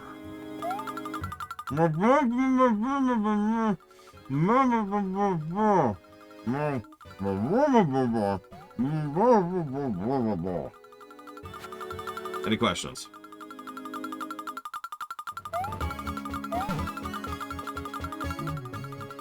Damn it. Same mistake. Same mistake. I am terrible.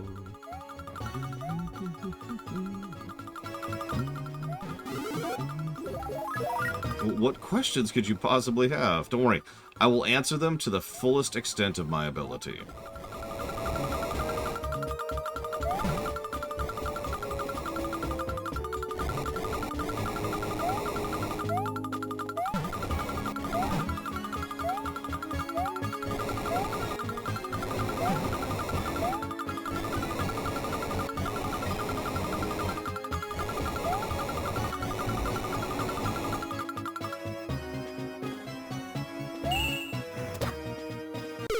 God damn.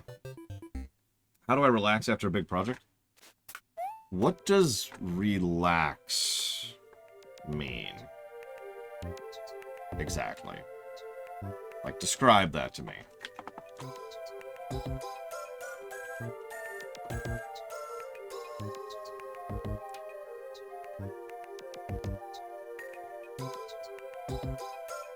You stress out about the next... Oh, so yes, if relaxation means stressing out about the next project, yes, I do that all the time.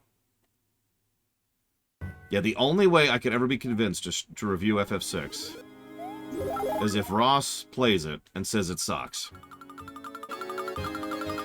That is the key.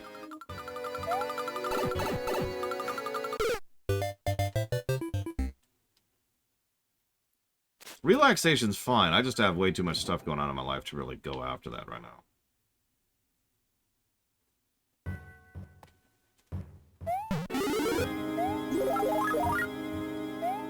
Like, when I was younger and actually had the availability of doing something like taking a vacation, I never liked to. And the reason why is because every time I would end the vacation, I'd be like, alright, now I've got a giant pile of work in addition to the work I already had to do. I basically just doubled my workload by virtue of taking the time off. Not really a great thing. At that point, I would rather just get the frickin' work done so that I don't have, like, time off followed by a spike in workload, right?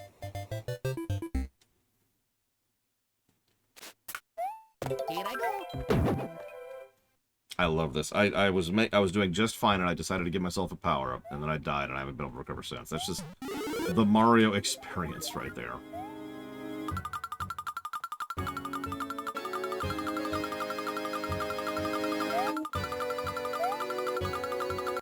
I don't even know what happened there. Twice in a row. Just like Mario was just like, hey, no, I'm done. Hey, no, I'm done. He's just done. He's ready to die. So, I try to be a slow eater, but I'm kind of a fast eater. When I was in school, as in like grade school, we had an average of about 10 minutes to get to, have, and eat lunch. So I was kind of trained for many, many, many years, every single day, to consume food as quickly as humanly possible.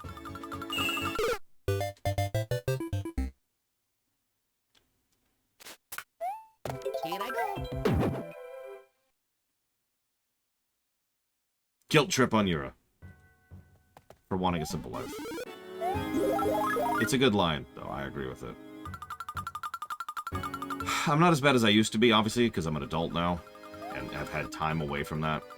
But, yeah.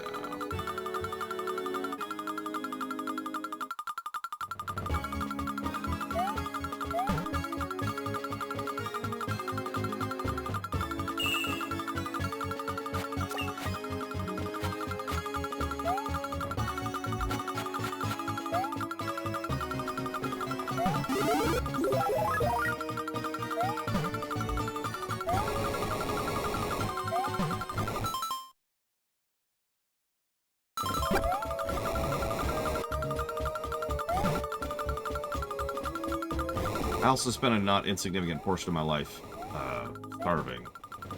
So, I have a tendency to eat food when it's available, because it might not be. That's interesting. The timing's different.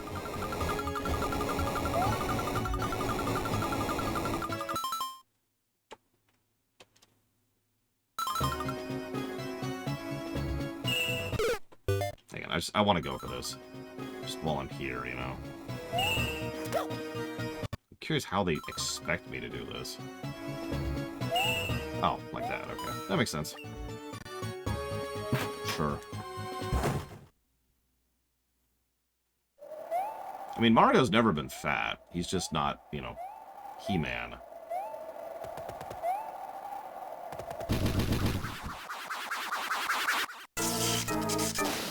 Hey, it's Spike! Or Lackey Lester, rather.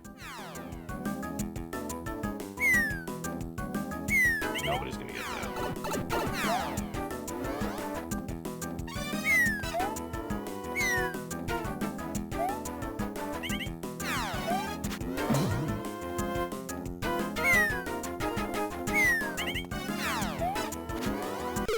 Ah!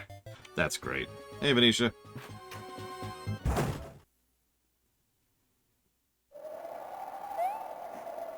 That's a good question, Venetia. Obviously, I wouldn't, naturally, because I'm not suicidal. But if I was going to, I'd probably go find some, you know, custom fan-made server and use that.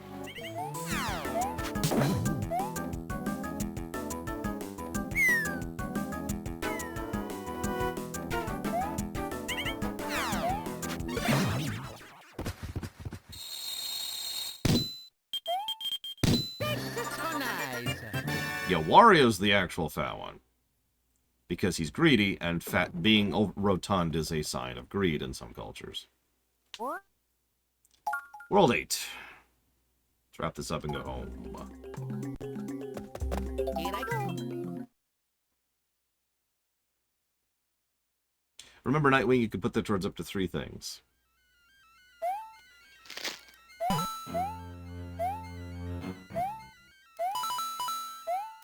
Tell you what, Warcraft Code. If we're on the verge of the sun dying in the sky above us, and we have like 2 months left on this Earth before we're all destroyed in a supernova, then I will go ahead and stream WoW Classic. Deal? By the way, you know the best part about the fact that they're putting out WoW Kata, WoW Classic Kata, which is erasing WoW Wrath Classic. It means for the second time in history they're getting rid of the Battle for the Undercity.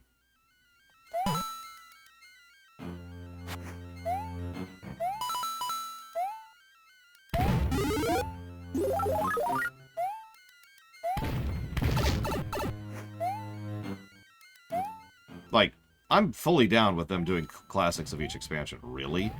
But they need to maintain each one individually. There needs to be a classic Vanilla, a classic BC, a classic Wrath, and a classic Kata. And Pandaria, and you get it. Like, they do virtual dynamic server load. They don't really need to worry about that. So that's not part of the consideration, you know?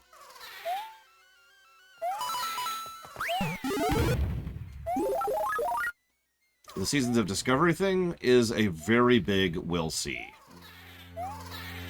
The idea of having to spend weeks or months getting to level 25 does not exactly sound appealing to me.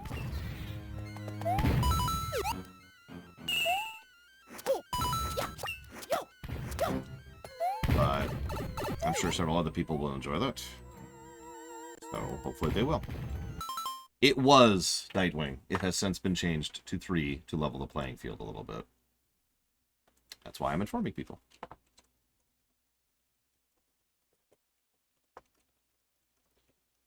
You're insane, Warcraft. You're babbling. You're babbling nonsense. Wake up. Snap out of it, man. Snap out of it. Okay. Get some water. Shh. There we go. Okay, cool. Let's see here. So that's going towards BRPG block. Stellaris. Yes, I did know that, Yura. And Republic Commando. You got it. Thank you, Nightwing, for being a part of the show. Oop. Nah. First one's free Warcraft code. Then I gotta charge you.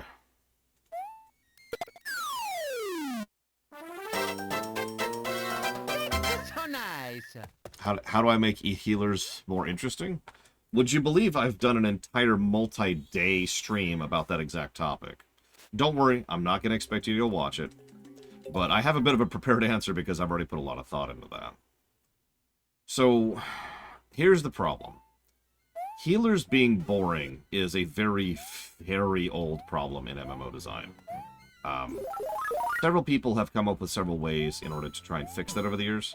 I personally prefer the WoW approach, which makes healing so mandatory because of the nature of how they do damage and throughput, that the healer is constantly busy healing. The entire time, they're spending all of their time and effort constantly trying to maintain a massive amount of throughput and efficiency while managing their mana. That's cool, and I love that. But even I will admit that's not exactly perfect for everybody, and a lot of people would prefer to be able to DPS as a healer. That then gets into the concept of green DPS, which is a very, very contentious topic. It's probably one of the only things that actually pisses me off about FF14 players, is that they insist that you green DPS, and I, don't agree, is probably the best way to put that nicely. So...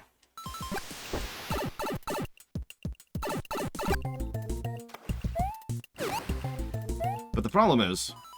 And this is the problem, let's be very clear about this. The problem with green DPS is it's dull as dishwater. It is the most boring goddamn thing. you have one attack, which is your cast time. You've got one that's a dot, and you've got one that's an AoE, and that's pretty much it. So, that's green DPS. Enjoy that. The problem here is this is actually a pretty complex issue. Making sure that the healers have something to do and or are contributing to the fight is something that's considered very optimal for a lot of reasons. After all, in a truly good group, the healer will be bored because they just won't have as much to heal. So it feels weird to kind of penalize one person who's there to be the backup just in case everyone else fails, if everybody else isn't failing. Now, we could talk about raid composition and the philosophy that goes into that, but the point here being, there is actually a relatively easy solution to this whole problem, which I have come up with. Make every healer a DPS.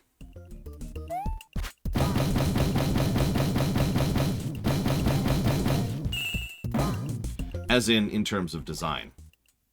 So, rather than having 3 DPS buttons, you have 5 or 8 or 12. Just like any other DPSer. Design them like a DPS class. And then, all of the DPS that they do heals. There you go. Boom. Done.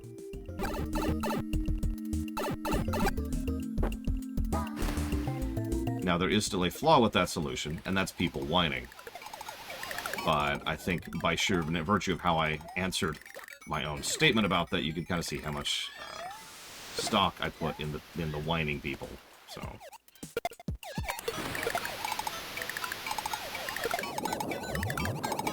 there are other ways around this, but that was admittedly the solution that was specifically designed for FF14.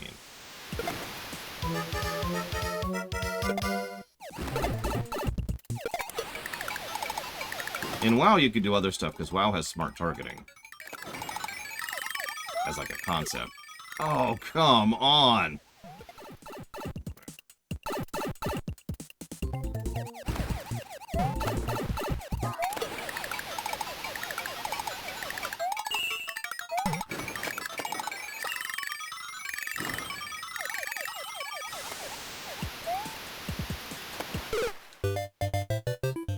Smart targeting, well, there's actually 2 aspects of smart targeting. The first aspect of smart targeting is when I cast a spell, and depending on who I'm looking at, changes what the spell does. So if I cast it on you, it heals you. If I cast it on the enemy, it does damage to them. And you can stretch that out more. There's ways to make it so that if they're a certain type of enemy, or if it's targeting yourself, or if it's targeting someone else, or whatever. There's ways you can do that, but the basics is enemy, ally. The other aspect of smart targeting, though, is much better, frankly. And it's when you cast a spell which itself determines its own target. So this is how most DPS to heal abilities work over in WoW. There are several things. Discipline Priest comes to mind immediately, but also Mistwalker Lonks, where you do damage and it will then heal the group. It determines what it heals, usually based on who has the lowest percentage of health, max health. So that's another form of smart targeting. There's other aspects of that too. I'm not going to bore you with it, but you get the concept.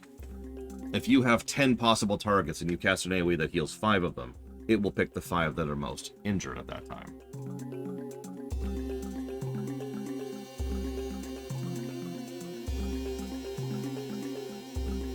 Yeah, exactly. FF14, I've theorized about this before, that FF14 has a code problem with being unable to... God damn it. Yeah, that's what I thought. With being unable to do smart targeting.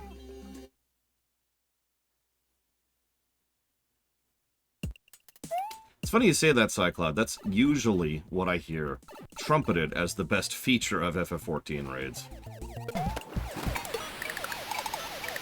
I'm not actually joking. I'm not agreeing with it, but I'm not joking either. Ditto, Warcraft code. Here I go. What'd you play, Yura? Well, no, I get the problem immediately, Cycloud. The problem here... How do I put this? WoW raids are dynamic.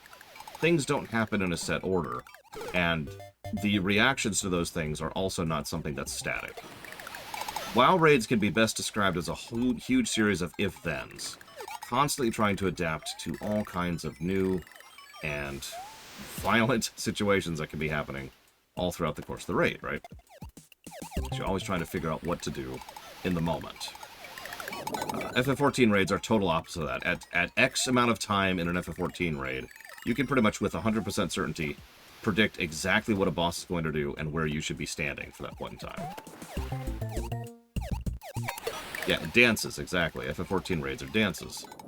You have to follow the dance routine to the letter. If you do, then you succeed.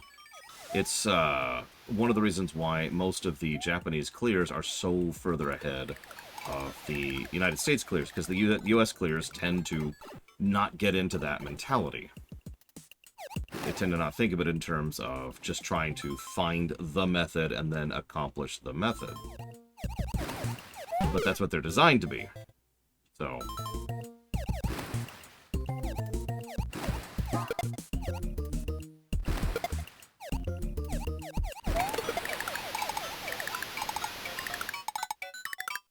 Now, that's just a difference in mentality. Everything is different. I will freely admit I prefer WoW raids, like, without hesitation. Like, that's easy for me to say that. I would much rather have a dynamic raid where I'm constantly trying to adapt on the fly based on what's happening than remembering which step in a dance I'm in. But that's just me, and that's just my own preference. I haven't played my warrior since Legion, Warcraft Code. Well, that's not quite true, but effectively since Legion.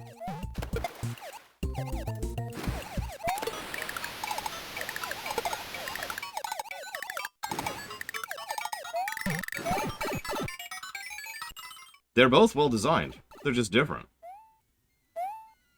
That's why I keep mentioning the idea of personal preference. Add-ons haven't really been mandatory in WoW raids for a very long time. So nice. Callouts and the like are actually part of the default UI these days. Have been for... since Legion, at least.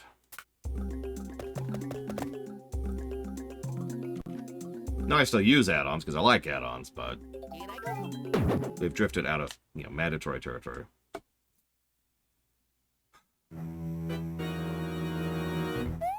The biggest downside from making all healers also capable of DPSing is it means that there's going to be people who insist that healers should do less DPS than DPSers.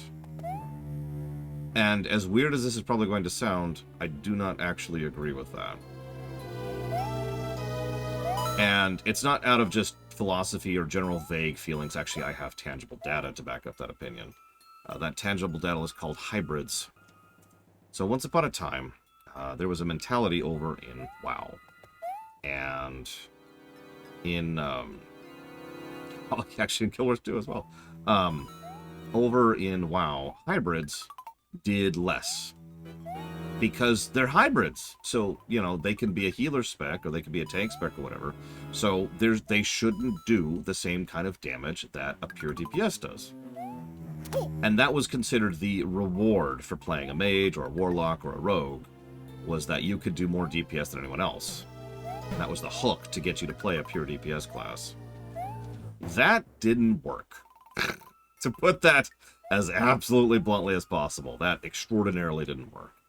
Instead, what they concentrated on over the years, and they have walked away from that philosophy, was they started focusing more on the ideas of just making each class do its own thing, be different in playstyle, and each of them bring something to the raid. And they continue to experiment with the each class bring something to the raid concept. That's something they're still fiddling with to this very day. But the point is, they no longer try to just nerf the DPS of a spec or a class because of it has the ability to heal. Which has immediate relevancy to the idea of green DPS. Simply because a DPS's damage is also healing the group does not mean that that DPS should be less. Now, there is a caveat to all this. There would have to be a rebalancing pass.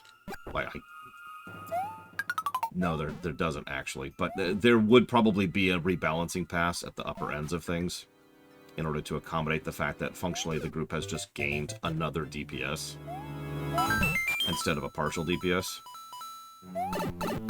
But I don't think that's all that hard to do, especially since they have already balanced it around the idea of having a green DPS, right? I could be wrong about that.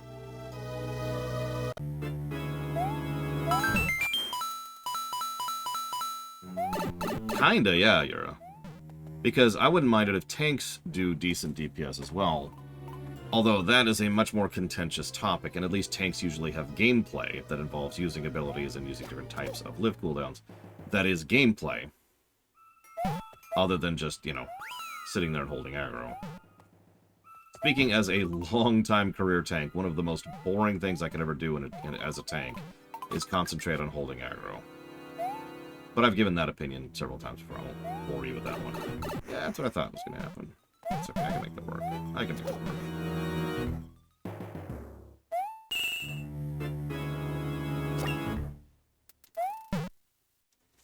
See, that's exactly the hybrid argument, Chitoho. And the answer is very simple, because not everybody wants to play a healer. Not everyone wants to play a white mage. Some people want to play a black mage. Some people want to play a red mage. The classes play differently. And of course, when it comes to raids, you can't just bring 5 white mages. You have to bring 1 white mage and then 3 greens, or excuse me, 3 reds, and a blue, and so forth and so on, right?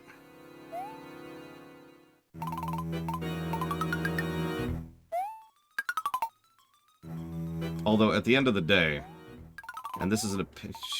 What the hell did that go? This is an opinion that I've been slowly getting more and more codified on as I study a few more specifics. I do think that some people are, developers specifically, are a little bit too easy, a little bit too eager to worship at the altar of balance when it comes to game design. I think that a lot of decisions... Hang on, Warcraft code. I think a lot of decisions are made for the purposes of balance, pretty much at the expense of game design. And frankly, fun.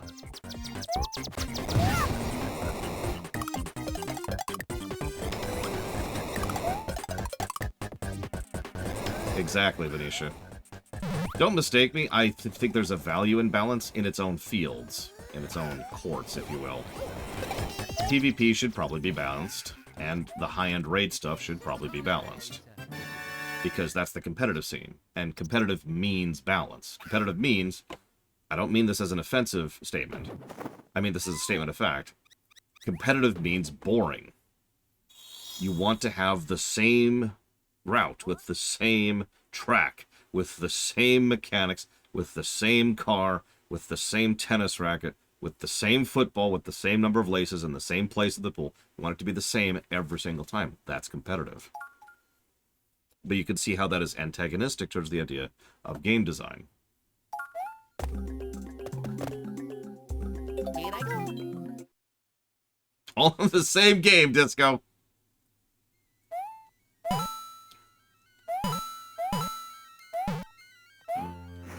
Oh, that was a nothing burger.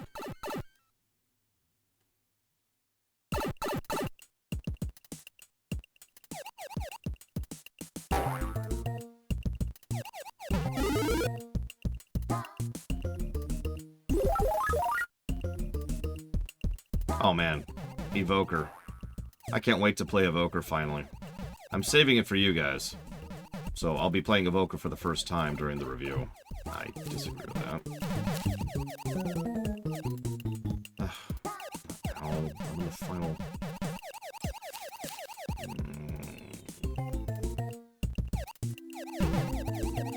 I mean, I'm sure it's fun. Pretty much every new class is better than the previous classes. That's true for FF14, and that's true for WoW. And Guild Wars 2, while we're on the subject.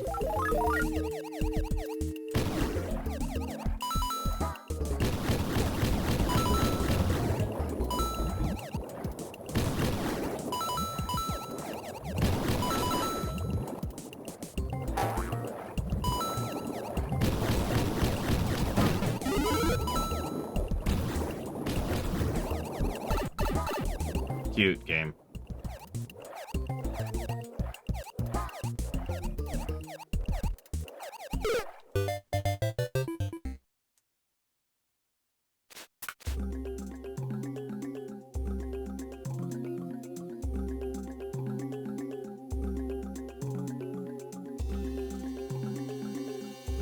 So I can smell dinner's almost ready. So here's my choices. I can rush through the next, looks like 3 stages, and just try to slam this out. Or we can finish this up tomorrow.